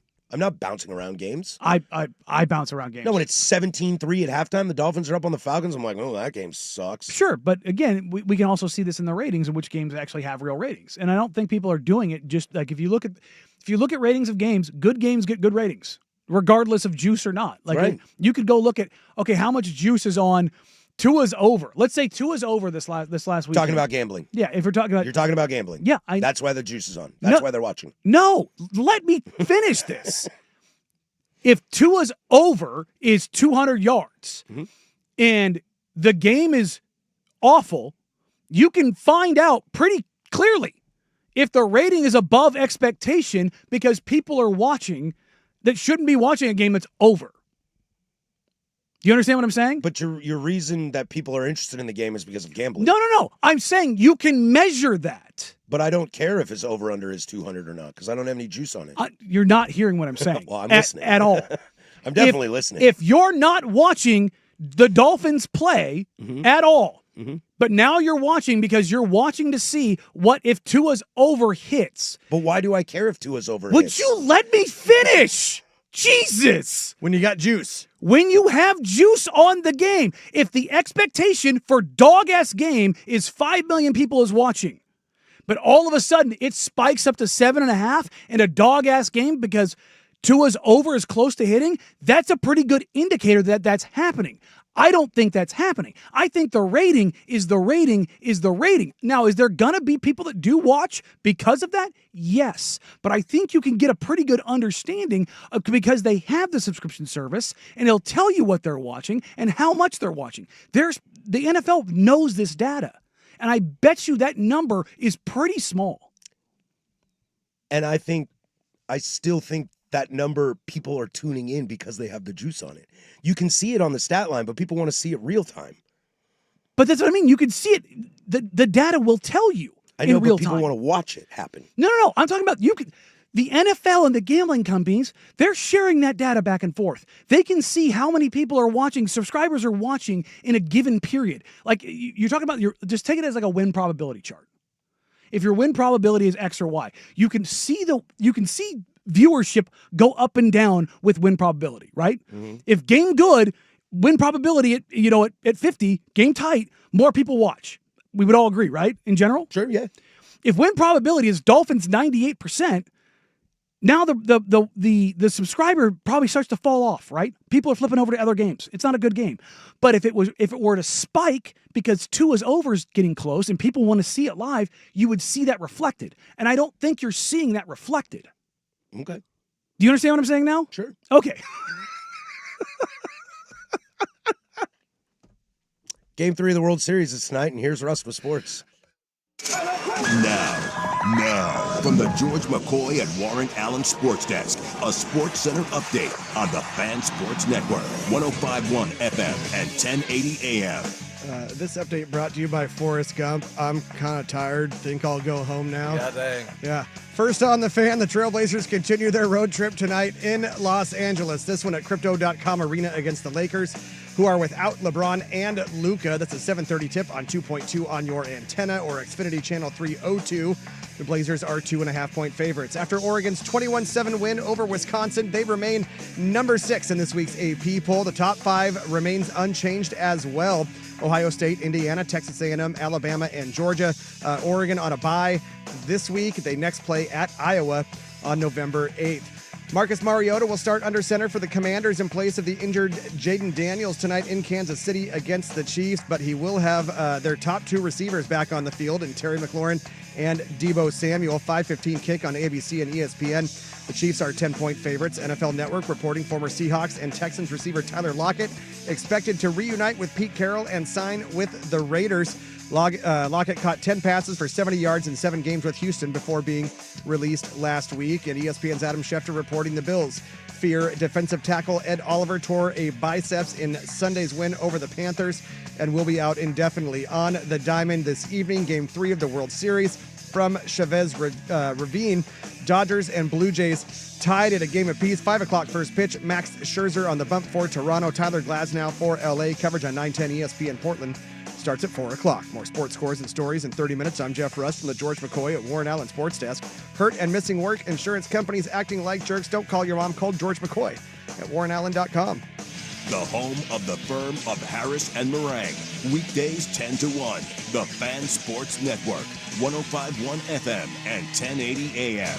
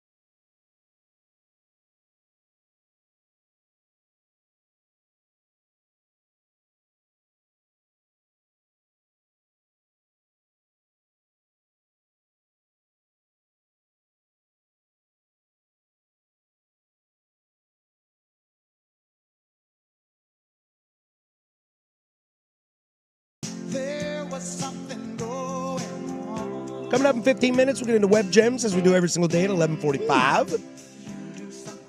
And the big nooner coming up, too. We'll chat a little Blazers. Blazers? Would you rather have Blazers or Zers, Rust? No. Yes, thank you. Blazers. I just created that myself. Blazers. Yeah, that's We can just go ahead and chuck that one. yeah. in the old cycle Stay away too. from Blazers because that might autocorrect for you in the search history. I see what you mean. Yeah, there we go. I see where you went there. Oh, it's my fault. Just like on the dang bus, right? Yeah, that dang bus. Oh boy, I'm not stepping into this one. You guys can have that fun. World Series heads back to LA 1-1 tonight. Cillian Murphy on the bump. I mean Tyler Glass now on the bump. I don't know why I never made that connection. You're right. It just looks exactly Good God, like he him. looks just like him. Looks exactly Why like have him. I never seen that before? And then against old Mad Max for the Blue Jays. Look, this series is we'll just chat real quick about it and then move on. This series has gotten quite spicy. Blue Jays offense came to play game 1. Hey, remind me again. Dodgers in how many? 3. I'll still take the Dodgers in 3. What an onslaught. That was wild. Look, we talk about it all the time. Things that have never happened before, and baseball's been around for 170 years. First pinch hit grand slam in World Series history. Dog. Pretty nice. I Pretty mean, nice. scratching across a 9 in an inning. I was really surprised. So it's funny, as a wannabe baseball expert that I pretend to be, at least I play one on TV. I was really surprised. I keep hearing all this like, well, the Blue Jays, hit the ball really hard. They make contact. They don't strike out, et cetera, et cetera. They'll be a good test for the Dodgers starting rotation. I was like, that ain't true at all. And then I was completely wrong. But then enter game 2, Yoshinobu Yamamoto throws a complete game gem. Let me tell you something. I was reading this since like the dawn of the World Series up until 1993. There was like 395 complete games pitched in the World Series. Good God. Since 94, Was it 4? strike year, it's 3. Good God. I I know it's going to be low. I can't believe it's that It's low. Madison Bumgarner in 2014. Which was an insane game. It's Johnny Cueto in 2015. Oh, so it's just absolute gems. And Yoshinobu Yamamoto in game 2 of 2025. Which is crazy when you think about, like, let's go back to the best pitching performances we've seen. Pettit, Randy. Some Kurt Schilling Schilling, performances. Like, games that were just like Pedro. Roy Halladay in the playoffs. Oh, yeah. Not like, World Series, but playoffs, yeah. How there's only 3? 3 complete games in the World Series since 93. That's, wow. Yeah. It's pretty wild. And Yamamoto, that's his second complete game in a row. So you tell me how the Blue Jays are going to win this series. Because Yamamoto's going to get one more start at some point. It might not be game 5, but it'll be game 6 if necessary. I don't see how they overcome it. The dude is on a completely different level. It's getting to the pen. It is. And that showed game 1. Yeah. And Snell was fine until he wasn't. Hung one, and then it was over. And the 6th inning was an absolute disaster in game 1. And sometimes you just kind of go, see you later. Are you? Maybe this is revisionist history, but are you looking at that and going, that, if you're Dodgers, they spent what they had. Yep, I don't care. Right? I go whatever. Any of these 4 dudes in their rotation, whether it's Glasnow, Ohtani, who are going to pitch game 3 and game 4, Yamamoto in game 2, Snell in game 1, if one of them gets rocked, I don't care. Right? If Glasnow gets rocked tonight, I'm concerned. Then the eyebrows up. I'm a little concerned at that point. I don't think he will. He's been pitching really good. They also have Max Scherzer on the mound. And the Dodgers' key to success in this World Series has been getting to their starters early. Now, their starters are settling in. Yasavage settled in. Gosman settled in. But they gave up early stuff, and it was Will Smith at the dish doing damage in both games. And I think if you're a Dodger fan, you're looking at that, you're like, nice, we're up 2-0, 2-1, even tied 2-2. I still feel good about this. And if you can knock the starter out, that's the recipe for the Dodgers. But that's a lot easier said than done. Sure. And Yamamoto had like 104 pitches yesterday. Has there been a bigger return in the playoffs to a team that's already loaded than Will Smith coming back? It's amazing. He's the MVP right now. He's been phenomenal. He's the MVP right now. Unless Yamamoto came back, what, 2 weeks ago? Yeah, unless Yamamoto comes back with another and deals game, another, then he'll win it. I'm proud of the Blue Jays. I was talking with Luke Anderson about this earlier today.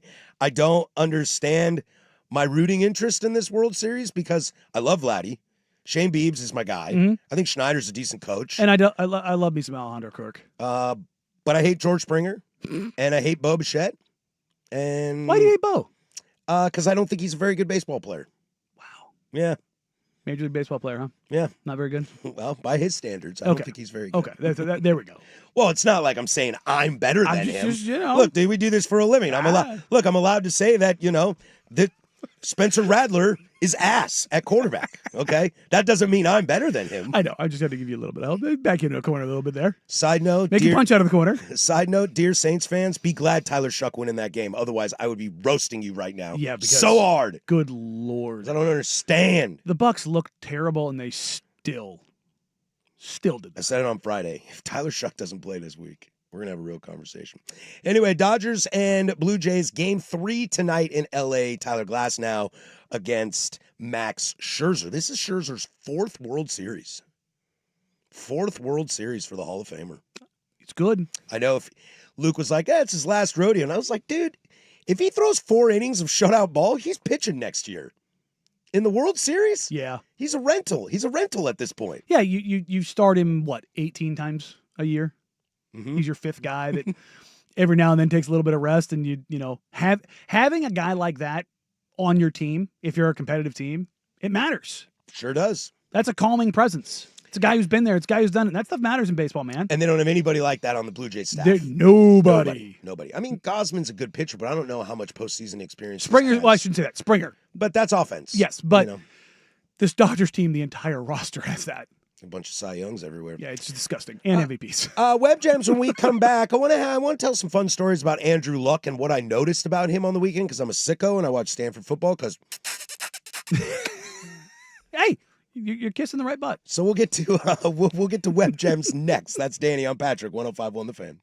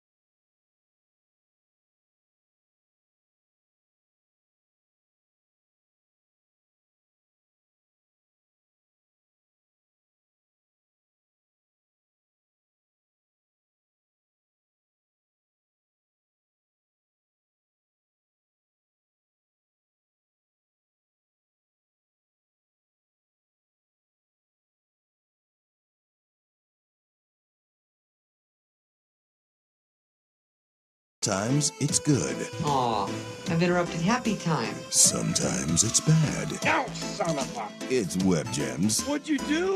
The firm of Harris and Meringue on the Fan Sports Network. 105.1 and 1080 The Fan. All right, this is Web Gems. We do it every single day at 11:45. Coming up in the big nooner, Blazers under Tiago Splitter split their games over the weekend. They got me all wet. Damn right, buddy. Wow. Brian Kelly gets canned in Orgeron State University. That's the big nooner for you. Hope you all had a shitty day. Yeah, you too, Brian Kelly. Real quick on Splitter. Producer Danny over on the TV side for us on the post game. He's given old Splitter a nice little nickname, Master Splitter. Oh, Master Splitter. I was like, he does have a very chi to him. We'll talk about when we get there. I was really interested in Tiago's pregame, and I watched it live, glued to it. The thing that came out of that thinking, he's pissed. Oh, I could tell he's not happy. Yeah. But we'll dive into that a little bit more. Yeah, but like to be thrust into this spot? Yeah. And just how it was. Yeah. We'll get to that in the big nooner coming up in 15 minutes. But I wanted to talk a little bit about Andrew Luck. And I know we laugh and joke that I watch Stanford games to appease my father-in-law, which is not a lie. Unless you're listening, mister. I just, so I watch all games. I just watch all games. Fair You said it's not a lie. It's not a lie. You watch them. I watch all games. But something I noticed, did you watch any of the Miami-Stanford game at all? Not a second. It was 7-0 at halftime. Or at the end of the first quarter, Stanford. Yeah, that happens. But it was interesting because Andrew Luck, I'm watching a lot of Stanford games for God knows what reason. We know what the reason is. And he's usually sitting up in the box and kind of's got a headset on and just kind of, you can see him talking, communicating a little bit. He was on the sideline and he was kind of chirping.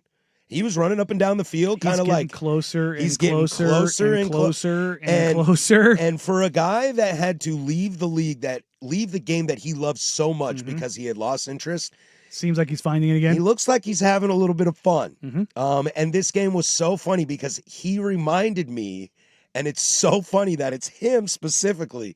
He reminded me of me in this sense. Go on. When I was still living in Pullman. I don't think Andrew Luck and Patrick Harris, same person. I too am very similar.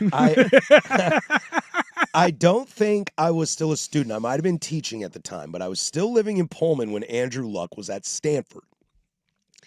And Luck came to town against my fighting Wazoo Cougs. And at the very beginning of the game, all right, Andrew Luck, they get the ball. We kick the ball off. It's a touchback, all right? They get the ball at the 20. Andrew Luck steps back, launches a ball like 60 yards in the air into triple coverage, and Wazoo intercepts the football. Place is going bananas. Night game on Saturday. Old school Pac-12 after dark. It's like a crisp October evening. We're going nuts. We march the ball down the field. We score a touchdown. It's 7-0. And we're thinking, here we go. We've got this. Andrew Luck, I thought you were supposed to be the greatest thing since John Elway. Not so fast, loser. What was the final score? We left at halftime because it was 42-7. Not the Cougs, because Andrew Luck completely absolutely demoralized us and essed all over our love. But that night, for a brief moment, for a brief moment, was one of the most proud I've ever been to be a Coug. And I kind of saw that in Luck on the sidelines against the U. It's 7-0 at the end of the first quarter. I know the conditions were terrible, but I'm now glued to this game. Right. At halftime, I changed the channel. Right. But I was kind that'll of happen when Miami scores 21 in the third. So I just want, Web Jam's brought to you today by Andrew Luck, really feeling the itch. He is here to stay, and I am very excited to see what they can do there. They're going to need to hire a new coach. To make a local tie. It's what Oregon State's missing. Truth. And it's not just an alumni, it's somebody who has juice and cares. Because I think some of these great accredited universities, Cal's going to run into this real soon, of like where academics matter more than sports. That's what's always makes Stanford special, is that Stanford can be good in spite of having such high standards. And Notre Dame claims they have high standards they too. do, but they're not as high. They're not as high. They still love football more than Stanford loves football. Sure. Most of Stanford's alumni doesn't care. But who's to say Stanford can't, because Frank Reich is just the interim coach. He's just him and Luck are providing stability this year, something Oregon State could use. And he's got to go out and hire a head coach. Why not take a shot at James Franklin at Stanford? Why not? Dude, you have no expectations. You Zero. don't. Zero. And not only Zero. Zero. Here's some money.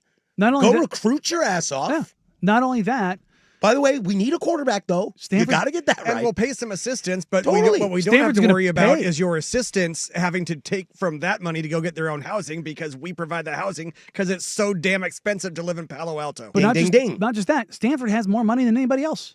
Yeah. They can pay their coaching staff. They can that's the scary thing. Now the admission stuff is the admission stuff. It's the same reason why the military academies, while they'll never be as good as they once were, because the admission standards, for those that don't know, you need a signed letter from a sitting senator to even get into these schools. Well, Yeah. on top of the academic stuff, Yeah, those are going to get left behind. Every once in a while, the schedule's going to pan out, and the Army's going to go undefeated, make the college football playoff, you're and get gonna have blown out. you're gonna have an at NFL Rocky player Top and- here or there, like it's just gonna pop up. But Stanford, their limitations are self-imposed on the academic side, but and you they can choose to. But you can be very good, and with James Franklin. Franklin's a great coach. He is. He And is. We can talk about his faults and all those kind of things. How many coaches have been better than him in the last 15 years? It's like it's less than 10. Most of them that have been better than him in the last Have won 10, a national 15 years title. have won natties. That's Yeah. what I mean. Like, If not multiple. yeah, and it's like, Or programs that have won multiple. Yes, and it's- Urban Day, I'll count them as multiple. yeah, for sure. But it's like James Franklin's a really good coach. Does he have his flaws? Absolutely. I mean, even Kirby Smart has his flaws. Like he can't, figure out Alabama and kill it for barely. Like, you know what I mean? Like some flaws are greater than others, right? Ryan Day in Michigan. It's like, they're going to fire you if you lose to Michigan, kind of a deal. But at Stanford, Harbaugh showed you can be successful. Shaw was successful. Like I'd go get David Shaw. What's he doing right now? I think that boat's probably Shaw at the end. Yeah, there the end was not- rough. Yeah, it's rough. But yeah, I think you're right. I think you go like honestly. I think the kind of guy you need at Stanford is a James Franklin. It is a Marcus Freeman. You need. And and maybe this James Franklin falls a little short of this sometimes, but you don't want a Brian Kelly in the sense of, I think you need somebody that's likable. Because you don't want a red ass, because dude, you're going to lose games. But you don't also need to lose 8 games. You do need a red ass though, because I think Shaw gets this thing of him not being a red ass. He absolutely was For sure, is. and so was Harbaugh. Harbaugh, especially. And I think you do need that sense. And I don't know if you've ever seen any of the stuff from like the Stanford alumni that have kind of come back. I don't know why it's popped up on my feed over the last couple of years, but like the guys that are a part of that alumni, as far as the football group is concerned, they are like dyed in the wool, like for it. Like it like they are about it to use a reference here. And I think Luck is the perfect guy for that because he is brilliant and he has that acumen and he does understand it and he does get it. And like And that's he's a smart guy. That's what I mean. He has that acumen He's of not like just football smart. He's a just smart guy. And that's the thing is it's Stanford. And I think And he's got his dad to lean on for any advice because Yep. Oliver is smart as well. Yep. And I don't think James Franklin's dumb. No, Not by any means. Can he be a little contentious? Sure. I mean, I'm contentious. You don't say. What? But like I don't think he's. Do you think James Franklin's dumb? No. But so I think Brian Kelly can be dumb and oblivious, like doing a fake Cajun accent. Like, what are you doing? I think Brian Kelly's an idiot. Well, yeah, you're not exactly on an island there. That's a big old island. But so say James Franklin does go someplace like Stanford and their current lot in the ACC. Sure. He goes there. He's going to have a bit of a leash because, again, the expectations are not what they are at Penn State. No. So does he sit there? Does he coast for a decade and a Hell half yeah, at man. like 8-4, 9-3? Is Yeah. that good? I mean, Hell I would yeah, think that's dude. good enough to let him be there for quite some time. Every once in a while, you appear in an ACC championship game, and if you're 10 Well, and 1, maybe you'll go to even the that, playoff. I think you just got to sniff it. You got to sniff being at the ACC championship. But I mean, like, if nobody's expecting him, to win a title there. But I think they did when Harbaugh got things rolling. Well, yes. But that's what I'm saying. Because of the resources, long that time they- ago. I know, but with the resources they have, and this is the debate we've had for the last couple of weeks about what name a program in the country. I legitimately think if you have the resources and you have the right people in power, any program in the country can be successful. The Indiana Hoosiers have one 10-win season in the existence of their program's history. Vanderbilt's a top 10 team. Deservedly. Yes. Deservedly. If you get it right, and getting it right is hard. Very. But the leveling of the playing field with NIL has been so huge. I didn't think we saw it coming. I thought it would take a little while to get to this point, but if you get it right, it does not matter where you are. Because I don't mean to open the can of worms, but I'll say this and then we'll get out of here because we're up against it. I just thought it was going to be the opposite. I thought it was going to be more of the haves and more of the have-nots. I didn't think it was going to bring it together. I think it is, but I think the opportunity for the haves is big, or the have-nots is bigger than it's ever been. And I didn't see that coming. Well, see, and maybe it's something to put a pin in for now, but wonder about later. Is this year an outlier in terms of seeing the Vandy's and the Georgia Techs in the top 10? Is this an outlier, or is this a sign of things to come? Exactly. Has NIL and the transfer portal and all that even things out? All right, when we come back, the big nooner coming up. Let's get into some Blazers under Master Splinter and how we're feeling so good because, well, I know it was not a fun game to watch. We'll do that next. Loaded third hour. Stick with us. We're having fun. 105.1 The Fan.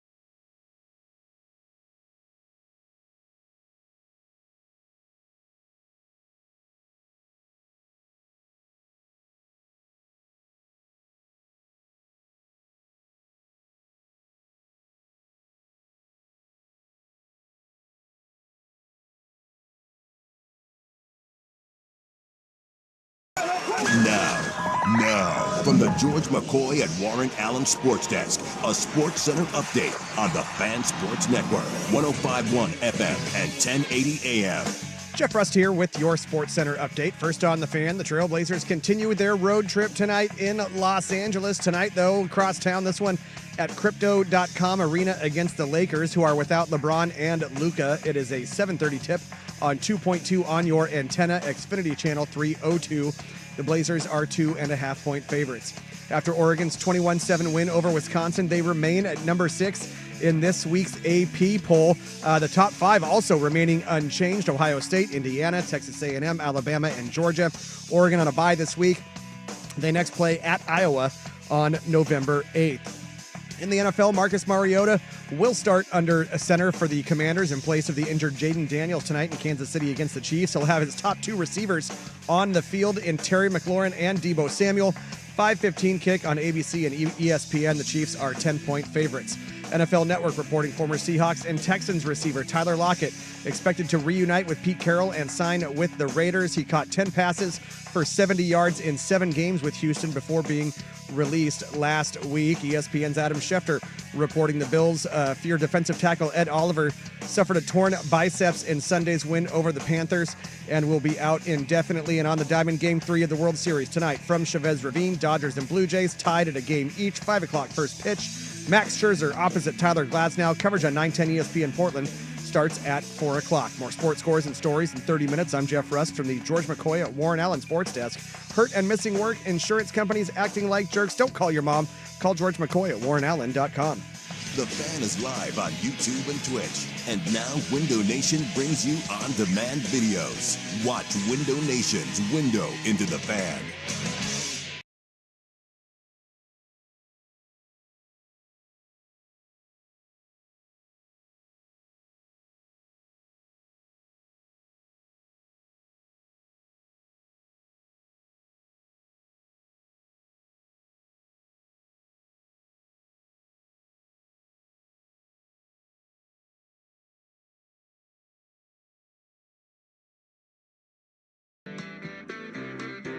All right, 2 out, 1 to go. And we'll turn you over to Joey Mack and Ducks Insider from 1 to 2. I'm sure we'll hear from Dan Lanning. I'll be listening to that. I always listen on Mondays. It's the best Duck Insider, in my opinion, on Not Mondays. the one with Dusty Hera? Oh, I listen. I mean, I listen to him all the time on my way going home. But Monday's always the best because you get super raw Dan Lanning. Oh, yeah. And usually red-ass Dan Lanning. He's always real thrilled to do the Monday press conference. Yeah, well, he's nicer to Joey Mack and those guys than he is to anybody else. So you get that from 1 to 2, then the Fan Happy Hour with Luke Anderson from 2 to 3, and then it's prime time from 3 to 7, take you all the way home, finishing up 13 hours continuous live, local, regional sports talk radio. Coming up this hour. I hope you all had a shitty day. Not as you. You know what? I almost swore again. Real quick. For what? Golf clap for you, Mr. Harris. Why is that? I said I didn't think he would fire him. And you said if they drop it, he's gone. Absolutely. They did. I did not, because of the $54 million. I didn't think they'd do it. But I will ask a question though that might be in Brian Kelly's defense. That might shock you. Wow. I know. Was that hard for you to say? It is a little hard for me to say, but it's all right. And then we'll talk a little Oregon State football because, boy, a bombshell was dropped on Dirt and Sprague this morning that needs to be addressed. This program right here needs to address that bombshell dropped. If you missed any of that, go check the Odyssey podcast or wherever you get your podcast, also on YouTube. But we usher in a new era to the Portland Trailblazers, Danny. My Portland Trailblazers, not yours, mine. As Tiago Splitter makes his debut as the head man in charge. You were talking earlier today about did I watch his press conference? And there was stuff you wanted to get into. I did watch it. I watched it live. I thought he handled it fantastically. I don't remember if we were texting, but I might have been texting a buddy. Ramona Shelbourne, walk, please. I thought she was trying to stir stuff up there. Almost. I didn't. Almost. That was Almost. so close. Yes. Do we remember who she works for as well in terms of stirring things up? So I was in the room. Ramona was sitting right behind me. And what certain and I don't expect you to trash your brethren. I don't mean that. No. I understand what you're saying. I thought Ramona's question was, number one, entirely fair, and I thought Tiago's answer was entirely fair. So for those that don't know, Ramona's been covering the league for a very long time. Sure. She knows Tiago, and Tiago knows her. And this is where I was talking about earlier, where I thought Tiago was pissed during the press conference. And I thought Tiago did a very good job because he understood he was pissed. And in that moment, Tiago's first couple answers, one of the things I asked him is, Tiago, how do you put your imprint on this team? And how much time can you wait before you change something you kind of do, kind of a deal? And the way he thought about it was like, I've already kind of done that with how we're playing because, coming in, but... Yeah, I don't expect him to really drastically change stuff. It's what they've been working on. Well, he's going to maybe change some rotations. Maybe he's going to change how fast they play, or playing faster, or playing more aggressive or less aggressive. Like, there's a million things he can do. But as the questions kept going, I could almost feel like his jaw tightening. Mm-hmm. My prevailing thought of Tiago in that press conference was he was pissed. And he was pissed off because Chauncey Billups put him in this position. Oh, I agree. I don't think he... So I've been told by numerous people that... Well, and is it just Chauncey or even Bjorkgren, too? No. For wanting to stay in the same spot? I don't think he's mad at Nate B. I don't think so. I think Tiago is pissed off because Chauncey put him in this position. I've talked to a lot of people in the league who told me when they hired Tiago and Patrick St. Andrews that both those guys were on paths to be head coaches in the next 3 to 4 years. In that part of the way that the Blazers got Tiago was that if they did end up making a change, if Chauncey, let's say, Chauncey gets let go by new ownership, let's say Dundon comes in and says that, they would try to none push. of this happens. They just clean house and want their own guys. They would try to put Tiago up like, hey, no, this is a guy. Like, this is a guy you should definitely consider. And I think that's part of the reason why Tiago took the job, is that he was definitely angling for not necessarily a coaching job here, but like having a pathway to that. He did not want, and no one wants this job in this manner. There is no playbook. This isn't. Even if you want to be a head coach in the future, you'd rather be an Nobody assistant for 4 more years than do it this way. Yeah, and here's the thing of this.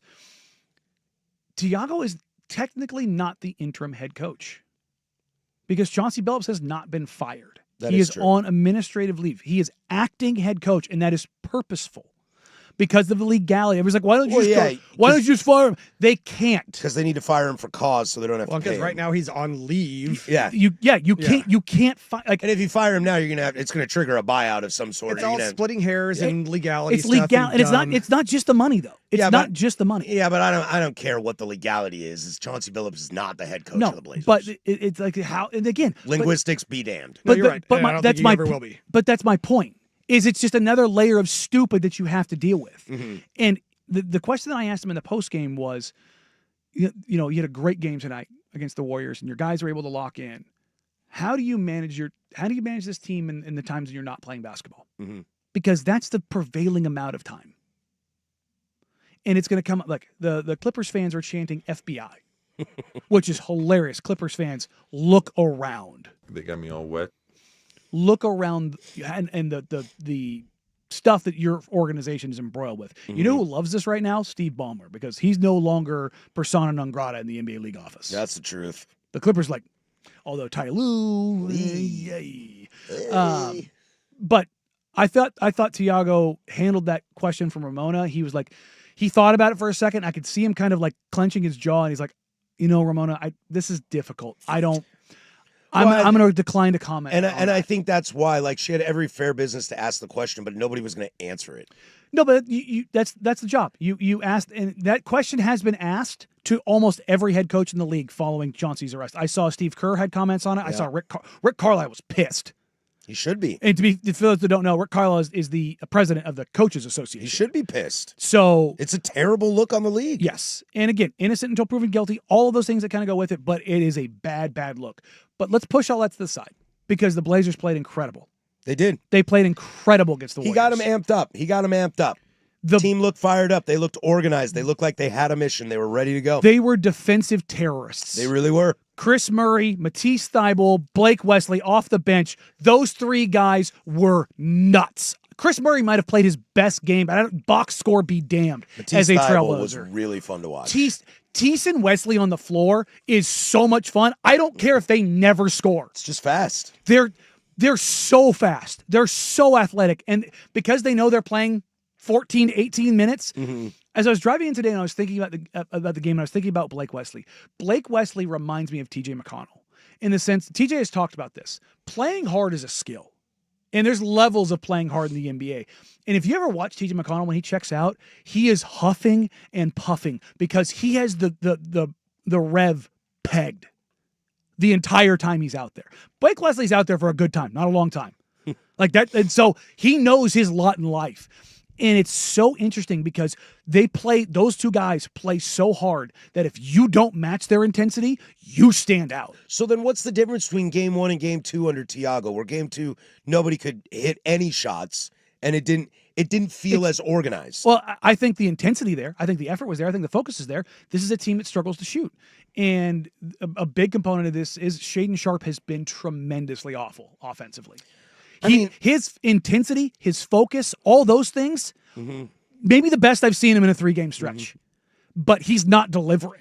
I also I think this team really just lacks a pure, consistent scorer. Well, I think which are hard to find in the NBA, but somebody that can just get buckets when you need buckets. I think what we can't overlook as far as the difference between Friday and last night is Friday night you had that adrenaline rush. Totally. You were ready to go out that and run through free a drugs, brick wall. Man. You had 15 Kool-Aid men on that bench ready to go run through a wall. Oh yeah. Exactly. And so they went out, they did that, and they spent everything and they got a win. And then a couple nights later, they get out of that, they go and hop on a plane, hop down to Los Angeles, and a couple nights later, and then it's again, like Forrest Gump, I'm kind of tired. Yeah, and you're playing a Clippers team that actually had everybody out there. But yeah, I think to this fan on the this listener on the YouTube, need a superstar closer. Yeah, maybe not a superstar, but somebody that can score consistently. Hell, I'd take a Kyle Korver right now. Someone I can just stick in the corner and know they're going to drill threes. Well, here's the thing. Denny, Drew, and Jeremy, I think you're getting exactly what you want out of those guys. I think you're getting everything and you expect to get out of those. I think so too, and it's not enough. And I sorry guys, this is where he hates Shaedon comes in. Shaedon has sucked offensively. He has been god awful. I know, but I don't think he has been, and I think no. There's no buts about it. 28% from the field. It's I think 20% and 20 from three. Yeah, it's been dog water. They could very easily be 3-0 if Shaedon is not complete and utter trash and offensively. I think we also have to remember that we are 3 games into the Again, season. That is also true. It's entirely true. But like this whole they also played Golden State on a back-to-back. Yep. They're going to play the Lakers tonight on a back-to-back. Lakers are also on a back-to-back. No Luka, no the living embodiment of small sample size theater. Just stop. Because everybody wants to. Okay. No, everybody wants to sit here and make these excuses. I'm not making an excuse. Call it's 3 games, man. Call the spade the spade. I just said he has been awful. He's shooting 28% and 20% from 3, and I'm also saying it's 3 games. It's exactly what I'm saying. But we're sitting here saying, well, they need a superstar closer. They don't.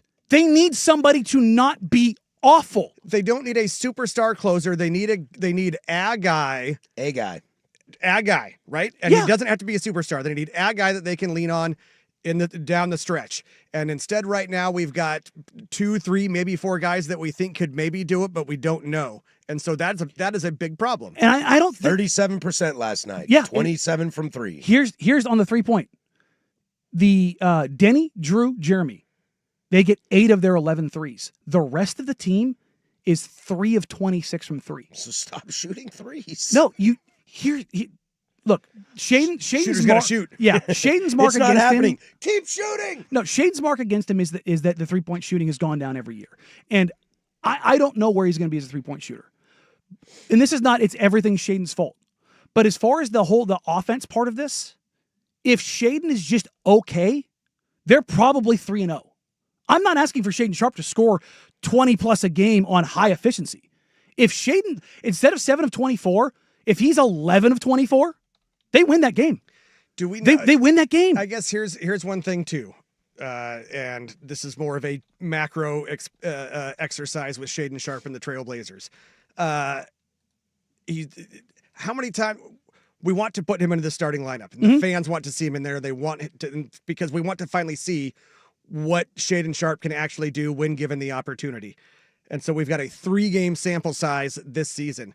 How many other times in his career have we seen a 3-game sample size even of him starting 3 games in a row? What do you mean? Well, what I mean is because it sounds like, and maybe I'm taking this unfairly, it sounds like you want to say he is not cut out for this. He's not a starter. No. Because of these 3 games. So what I'm saying is, how many times in his previous seasons has he had a stretch even where he's started 3 games in a row? It's a. I guess my point is, long story short, it's a new role. Oh, for sure. For him. I think there's 2 things going on for Shaedon. I think 1, he's trying to prove the contract. 2, he's trying to prove that he's worth being a starter.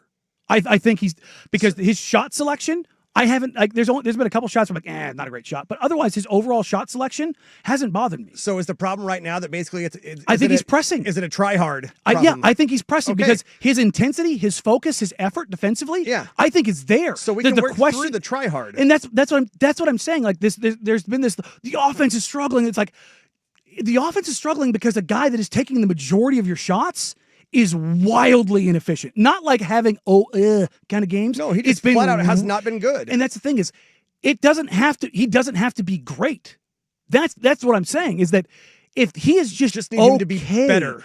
And like as far as him being pulled from the starting lineup, if he does this for 5-6 more games, then you have to start looking at it because this is not a shot at Shaedon.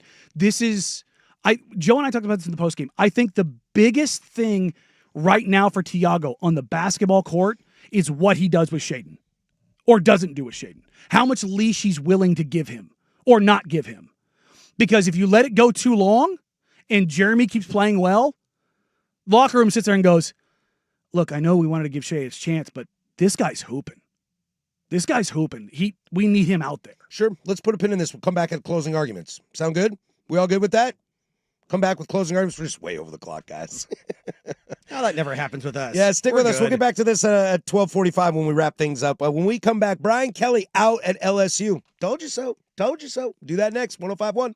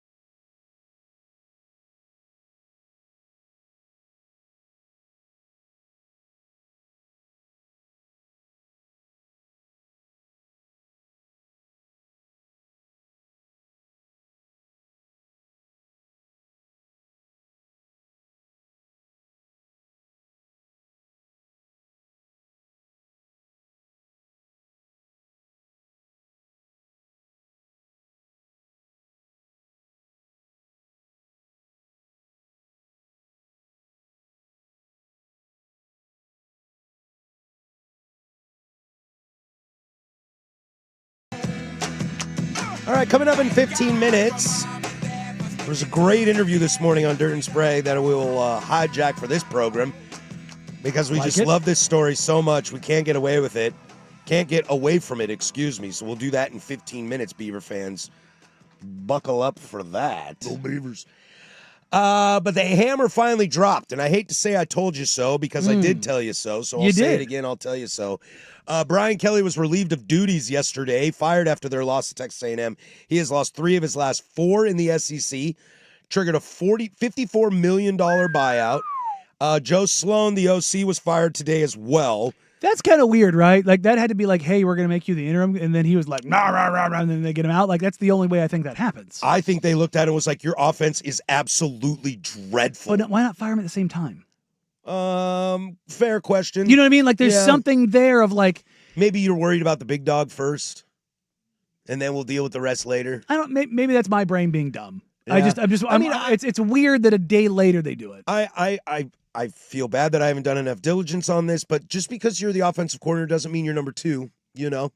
Sure, but it doesn't mean Will Stein's number 2 for Dan. He might be, but it doesn't mean he is. But you understand what I'm saying, right? Sure. Like usually if you're gonna can somebody and adjacent staff, like with Trent Bray. I wonder if they were gonna fire him anyway, but then they lost, so they were like, let's get Kelly out of here. Yeah, I don't know. And maybe make him something out of nothing. Maybe. And they're under negotiation for the $54 million buyout and how they're going to pay it. Look, Brian Kelly was 34-14 at LSU. That ain't so bad. But it's another year of not going to the playoff. Mm-hmm. It's not winning big games. Dude, they could lose 2 more games, even if Brian Kelly was at the helm. I think they looked at this and knew this wasn't going to get better. This wasn't like... They've got Bama, Arkansas, Western Kentucky, Oklahoma. You're going to lose to 2 of those games. I think they lose to Oklahoma. You know what's funny is the Oklahoma has a real defense, and that offense can't do anything. The Oklahoma one was a toss-up for me. You know what I thought they would lose to? Arkansas. Because they put up points like there's no tomorrow. That would be and 3. If you can't score with them, good luck. Off the top of my head, I believe Western Kentucky, #1 special teams in America. Yeah, you did bring that. We going to get a little kick six action? Yeah, that's how they win? Look out. Going 0-4 down the stretch, and Brian Kelly sitting there going, I'm not so bad, am I? The Western Kentucky kicked a 75-yarder to beat LSU in Minerals, overtime. vitamins. Look, this whole thing is so weird down in the swamp. Not the swamp, I shouldn't say that. In the bayou, excuse me. Boosters meeting at the governor's house?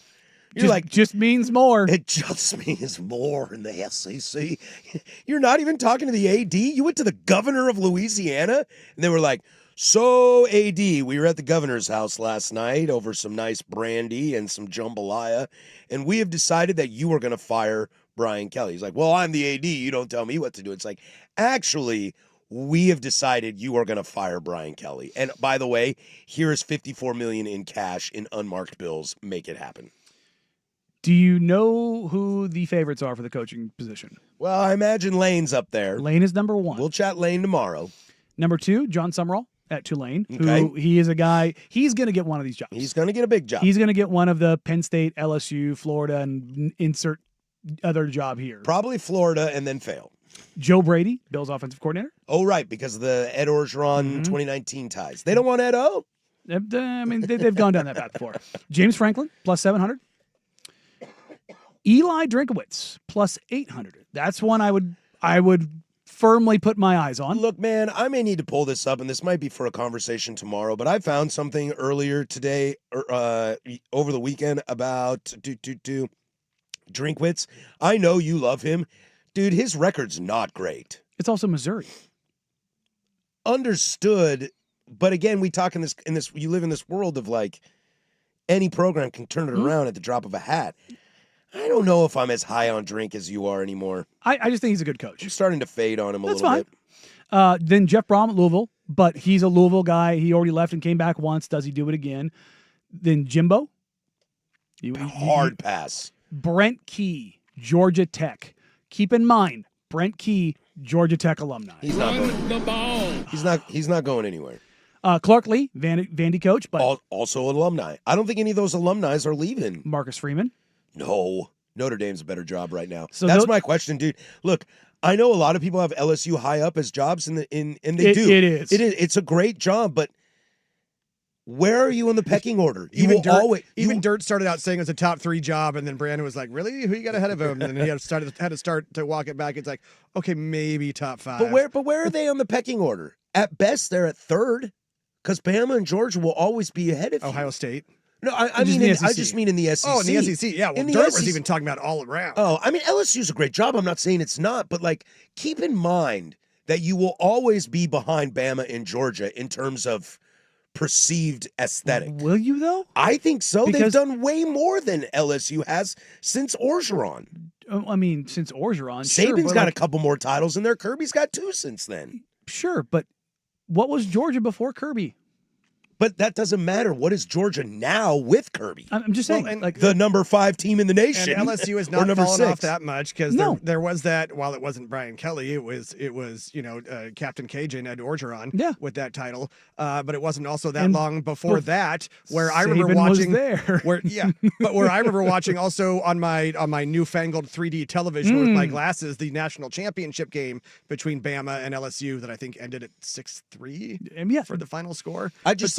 LSU is a top job. Good job. It is a very good job. I'm not denying that. I think I would rather take the Penn State job than LSU, because right now there really is coming off this weekend how Oregon looked. I'm not going to say this, but you could make the argument. Mm-hmm. Ohio State's the only top dog in that conference. I think that both Penn All right, State... so you only have to compete against Ohio State. You lose to them every other year, you're still in the playoffs. In the SEC, man, it ain't the same. LSU might be a better job and have better money, but as far as job security is concerned, I'm taking Penn State over LSU and Florida. See, but I think that both Penn State and LSU are almost Michigan kind of over them lateral in that regard because they are not the top dogs in the conference.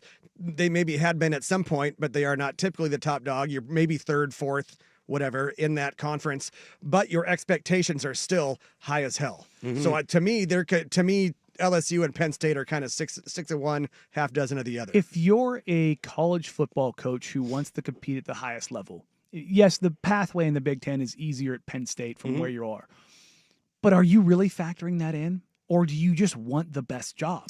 Well, I think in today's landscape, it's changed. I think if you're it's fair. I think if you're at Tulane, hell yeah, I'll take the LSU job. You're the DC at Clemson, hell yeah, I'll take the Oklahoma job. You're the DC at Georgia, hell yeah, I'm taking the Oregon job.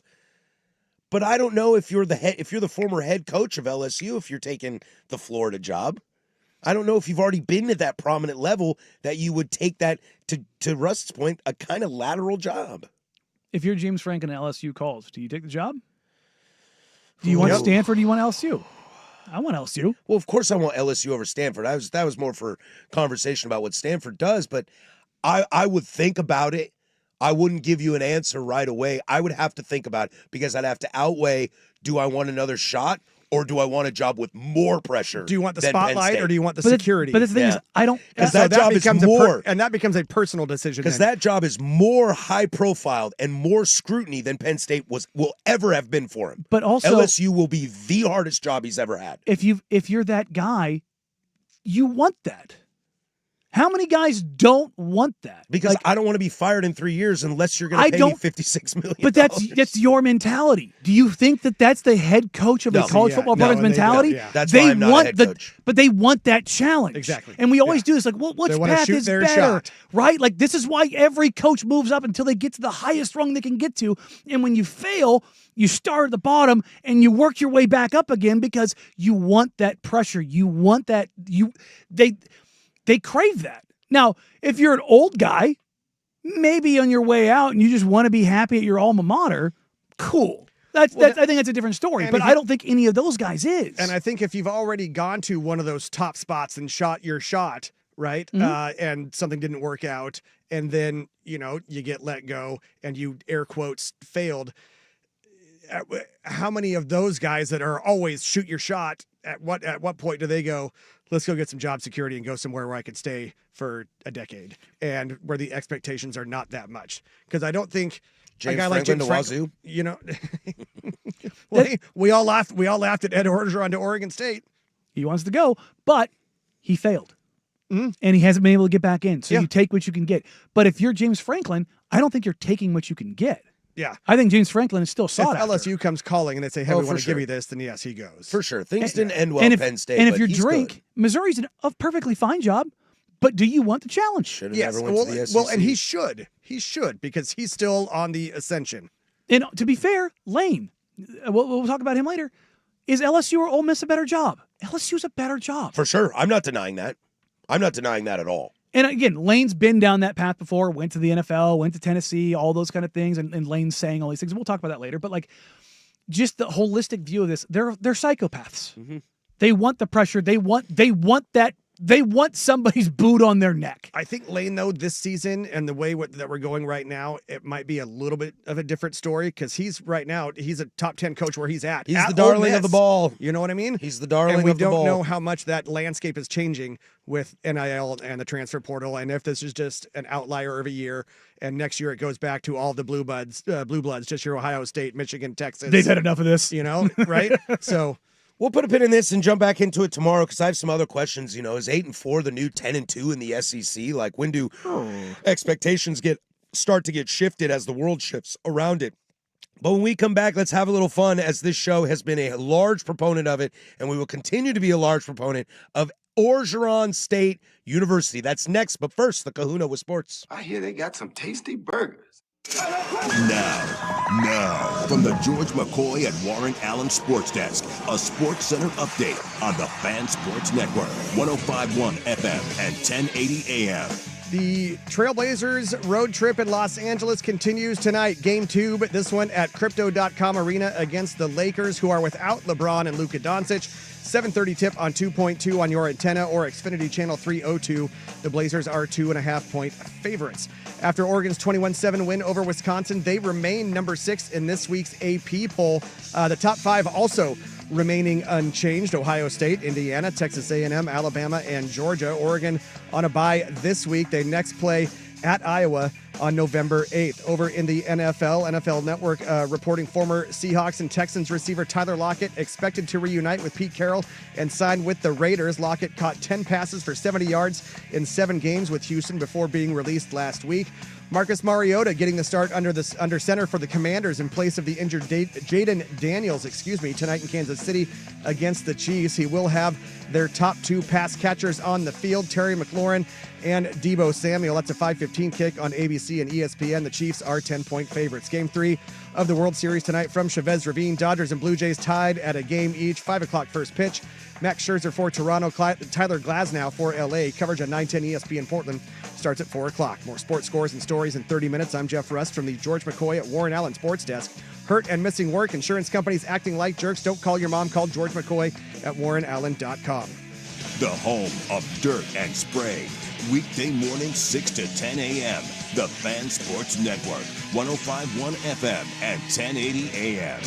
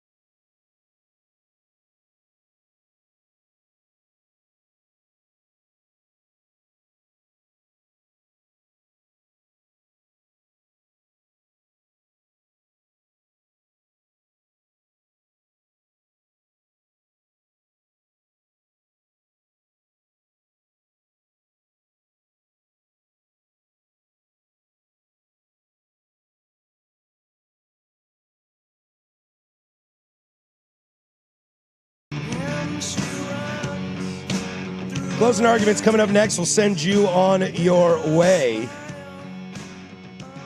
But there was a great moment this morning. Moscana from ESPN Baton Rouge was on with Dirt and Sprague this morning. Does he know Jeff Baton Rouge? I hope so. I hope so. I miss Jeff. Good guy. I miss you, buddy. I'm sure you're listening 24/7 still. Even if you are in North Carolina or wherever you've ended up, my friend. Virginia. Just kind of Virginia, yeah, okay. Just kind of casually dropped this on the Sunrise guys this morning, and there's nobody that's rooting for this story harder than this show right here. And here is what he had to say on Ed Orgeron to Oregon State. I don't know that I don't mind sharing this with you guys. Like, obviously, there's a lot of connectivity here with Ed. He wants that job. Like, he is making it known that he wants the Oregon State job. So that's, at least on his end, that's real. Ed is a great recruiter, and he is a fantastic defensive line coach. He inherited a great situation from Les Miles, and that might surprise people, but most of the staff that Ed had were staff members he inherited that Les Miles hired. And, you know, he caught lightning in a bottle with Joe Burrow. But he couldn't sustain it. Do I think Ed could build Oregon State into a contender? I do not. Would he make things interesting there? Yes. But I would also tell you that you look at his time at Ole Miss, his time at LSU, that 2019 season is the outlier of the larger scheme, larger sample size of him as a head coach. I talked with Fan Man about this, and he was like, this would be an absolute disaster. And I'm sure it was. I think that guy brings up a great point, that if he inherited all these great coordinators from Les Miles, look, that ain't in Corvallis right now. You ain't inheriting much. But from an entertainment standpoint, is he going to bring him? No. But from maybe a stability, get eyeballs on your program, why not? The give-a-damn factor is going to go through the roof. Going to go through the roof. I'll tell you what, if Ed Orgeron gets hired by Oregon State, I will go down to the press conference myself and get audio for this station. We'll do the show live. I will ask questions, and they will be honest, forthright. I won't do my Ed Orgeron. But you should do your Ed Orgeron to Ed Orgeron. No, I don't think that would go well. That man is 4 times my size, and I'm very terrified of him. But I would be right there to see it. I just want to get in. If he becomes the coach of Oregon State, I want him on this program weekly. Mm-hmm. Primetime, you can have Dan Lanning. I want Ed O. I want Ed O. And I will fight you for it. And I'm just going to ask him about his USC days. Hey, do you remember when? Do you remember when? Do you remember? Hey, that was awesome. It was awesome. Do you remember when you were in the Beatles? That was awesome. Just fanboying over him all the entire time. I just love how on Friday, was it Thursday or Friday? No, it was Wednesday because it was before the Chauncey news. Dusty was like, absolutely not. And now we get this gem today of like, no, Ed wants this. Ed wants this. You know what, though? You know what the sad... Don't give me hope. You know what the sad state is, though? Is this is where we are. We are now hoping for a funny story to get you out of where you are. But that's what they need. Not to just make things sad all of a sudden. But they need juice. I agree. Yep, and but Ed might bring that OJ. But Ed might be the wrong kind of juice. Yeah, you might need some orange and you're getting cranberry. Yeah. What do the Cajuns drink? What kind of sweet tea? Hurricanes?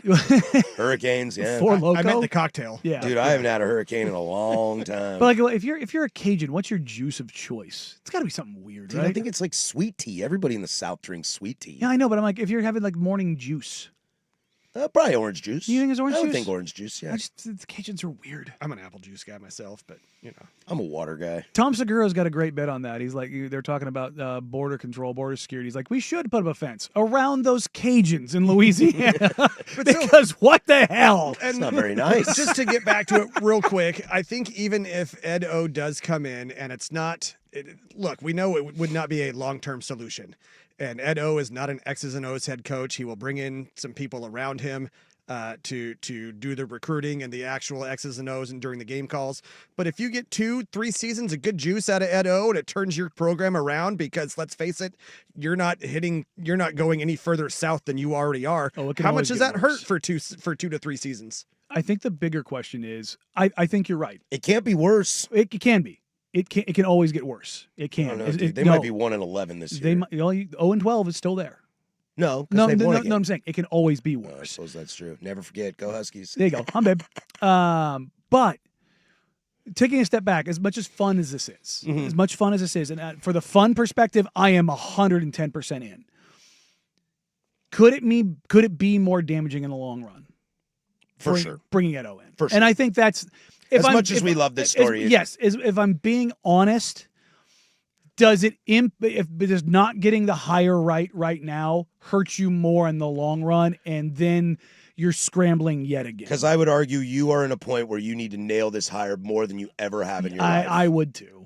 I want Ed because, boy, is especially it fun. look across at your brother in the same situation, and they seem to be doing just fine at Washington State. Jimmy Rogers seems to be the right guy in that, and they have a chance to win 8 games this year. They're going bowling. They're favored by 3.5 in Corvallis this weekend, and that was hiring an FCS guy, taking a chance, and I don't know if they nailed it. That remains to be seen, but so far the payoff is turning out pretty okay. Well, now look, are we all expecting Ed Orgeron to be one of those like 4-inch nails that you nail into oh God, what's the thing in the wall? The not stud? The header, but yes, the stud. Thank you. Are we expecting him to be the 4-inch stud that you nail into the stud, or are we okay with a drywall nail for now? Yeah, maybe. I think you need stability though. I think you need it into the stud. All right, we'll closing arguments is next. We'll get back to a little Blazer discussion as they take on the Lakers tonight, what to expect from Master Splitter and the crew. We'll do that next. 105.1 The Fan.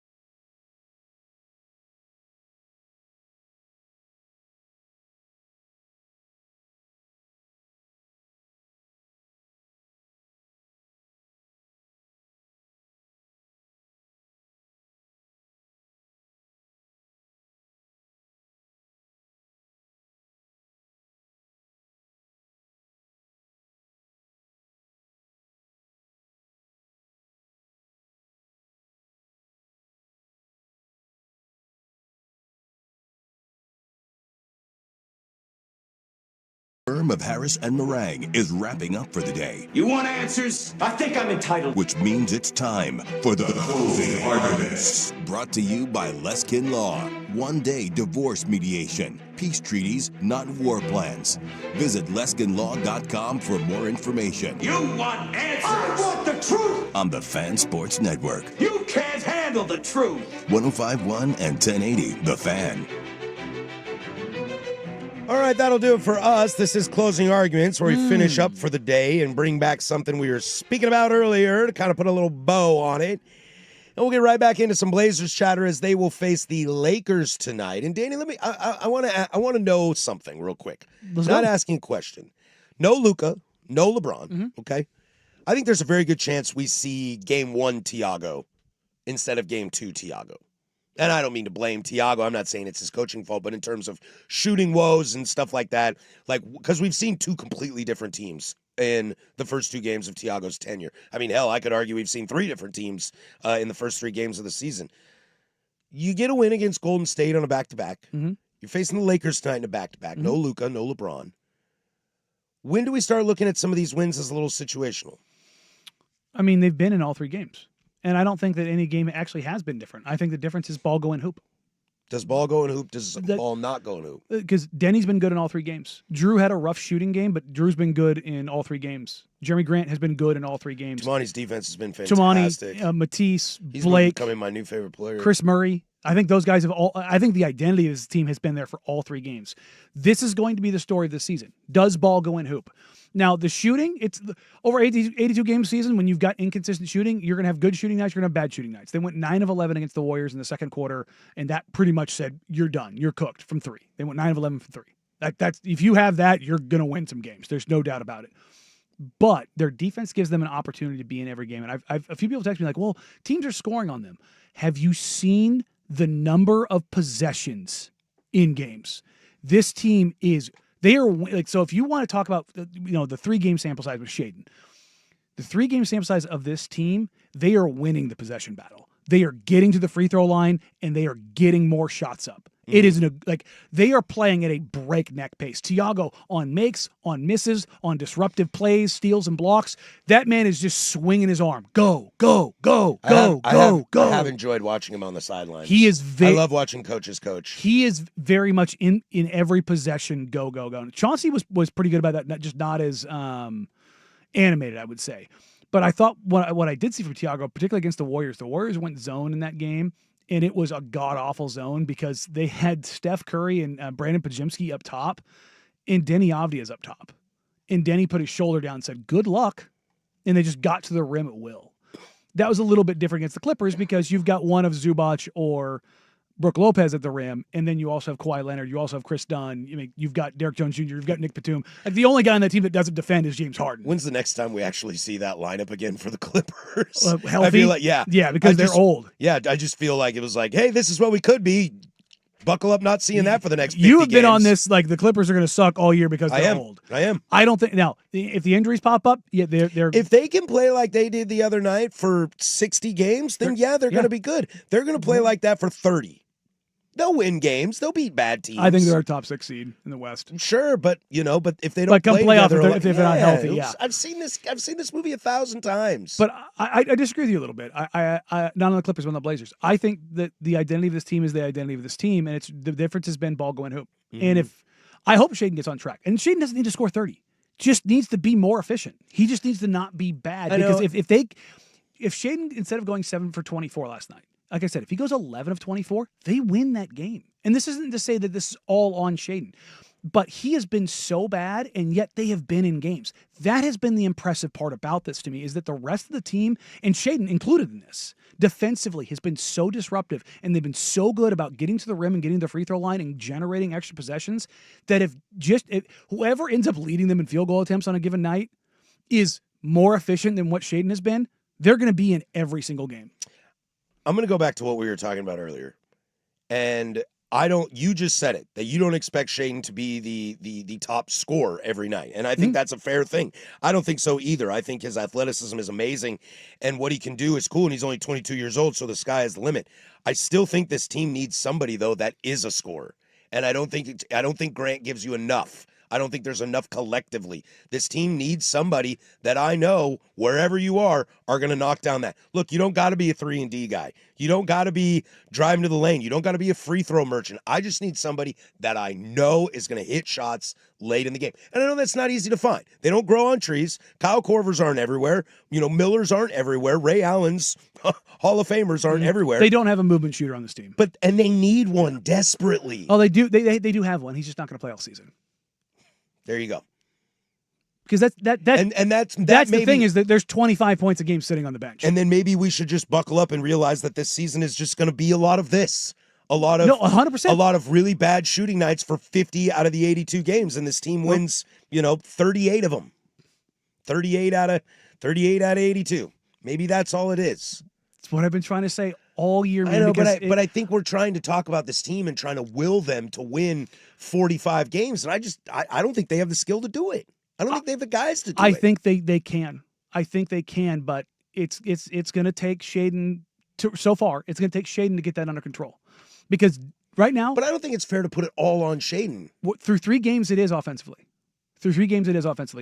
Here. 37 for the team last night that's a team bad performance. I don't think that's fair to put it on one guy. Did he have a bad night? For sure he did. 7 of but 20. But everybody had a bad night. 7 of 16 is okay. 7 of 14 is okay. 4 of 10 is okay. Two had a rough night. Two was 2 of 8. And but everybody from the field in general, not just 3-pointing, had a bad night. I don't think it's fair to just say him. Yeah, he was. Denny shot 44. Drew shot 50. Jeremy shot 40. Those are the 3 guys that are right now. Do you know what Denny is averaging on the season through 3 games? I sure don't. 23, 6, and 4 on 48, 38, 84 splits. It's only been 3 games, but Denny is doing the Denny thing. There's no doubt about that. Drew has been good. Drew's been really good. Other than his game 1, he had a poor shooting night. But otherwise, rebounds, assists, everything else. If Shai is just okay, they're probably 3-0. And again, it's not putting it on him. It's just be a little bit better. And if he's just a little bit better, then you're talking about a team that could win 40, 42 games. 7:30 tonight. Enjoy your Blazers. God, stupid late tip. Closing arguments brought to you by Leskin Law. Visit leskinlaw.com for more information. Leskin Law's one-day divorce mediation, peace treaties, not war plans. That'll do it for us. We will catch you tomorrow. For Danny Marang, Jeff Rust, I'm Patrick Harris. Go do something I will do. Bye.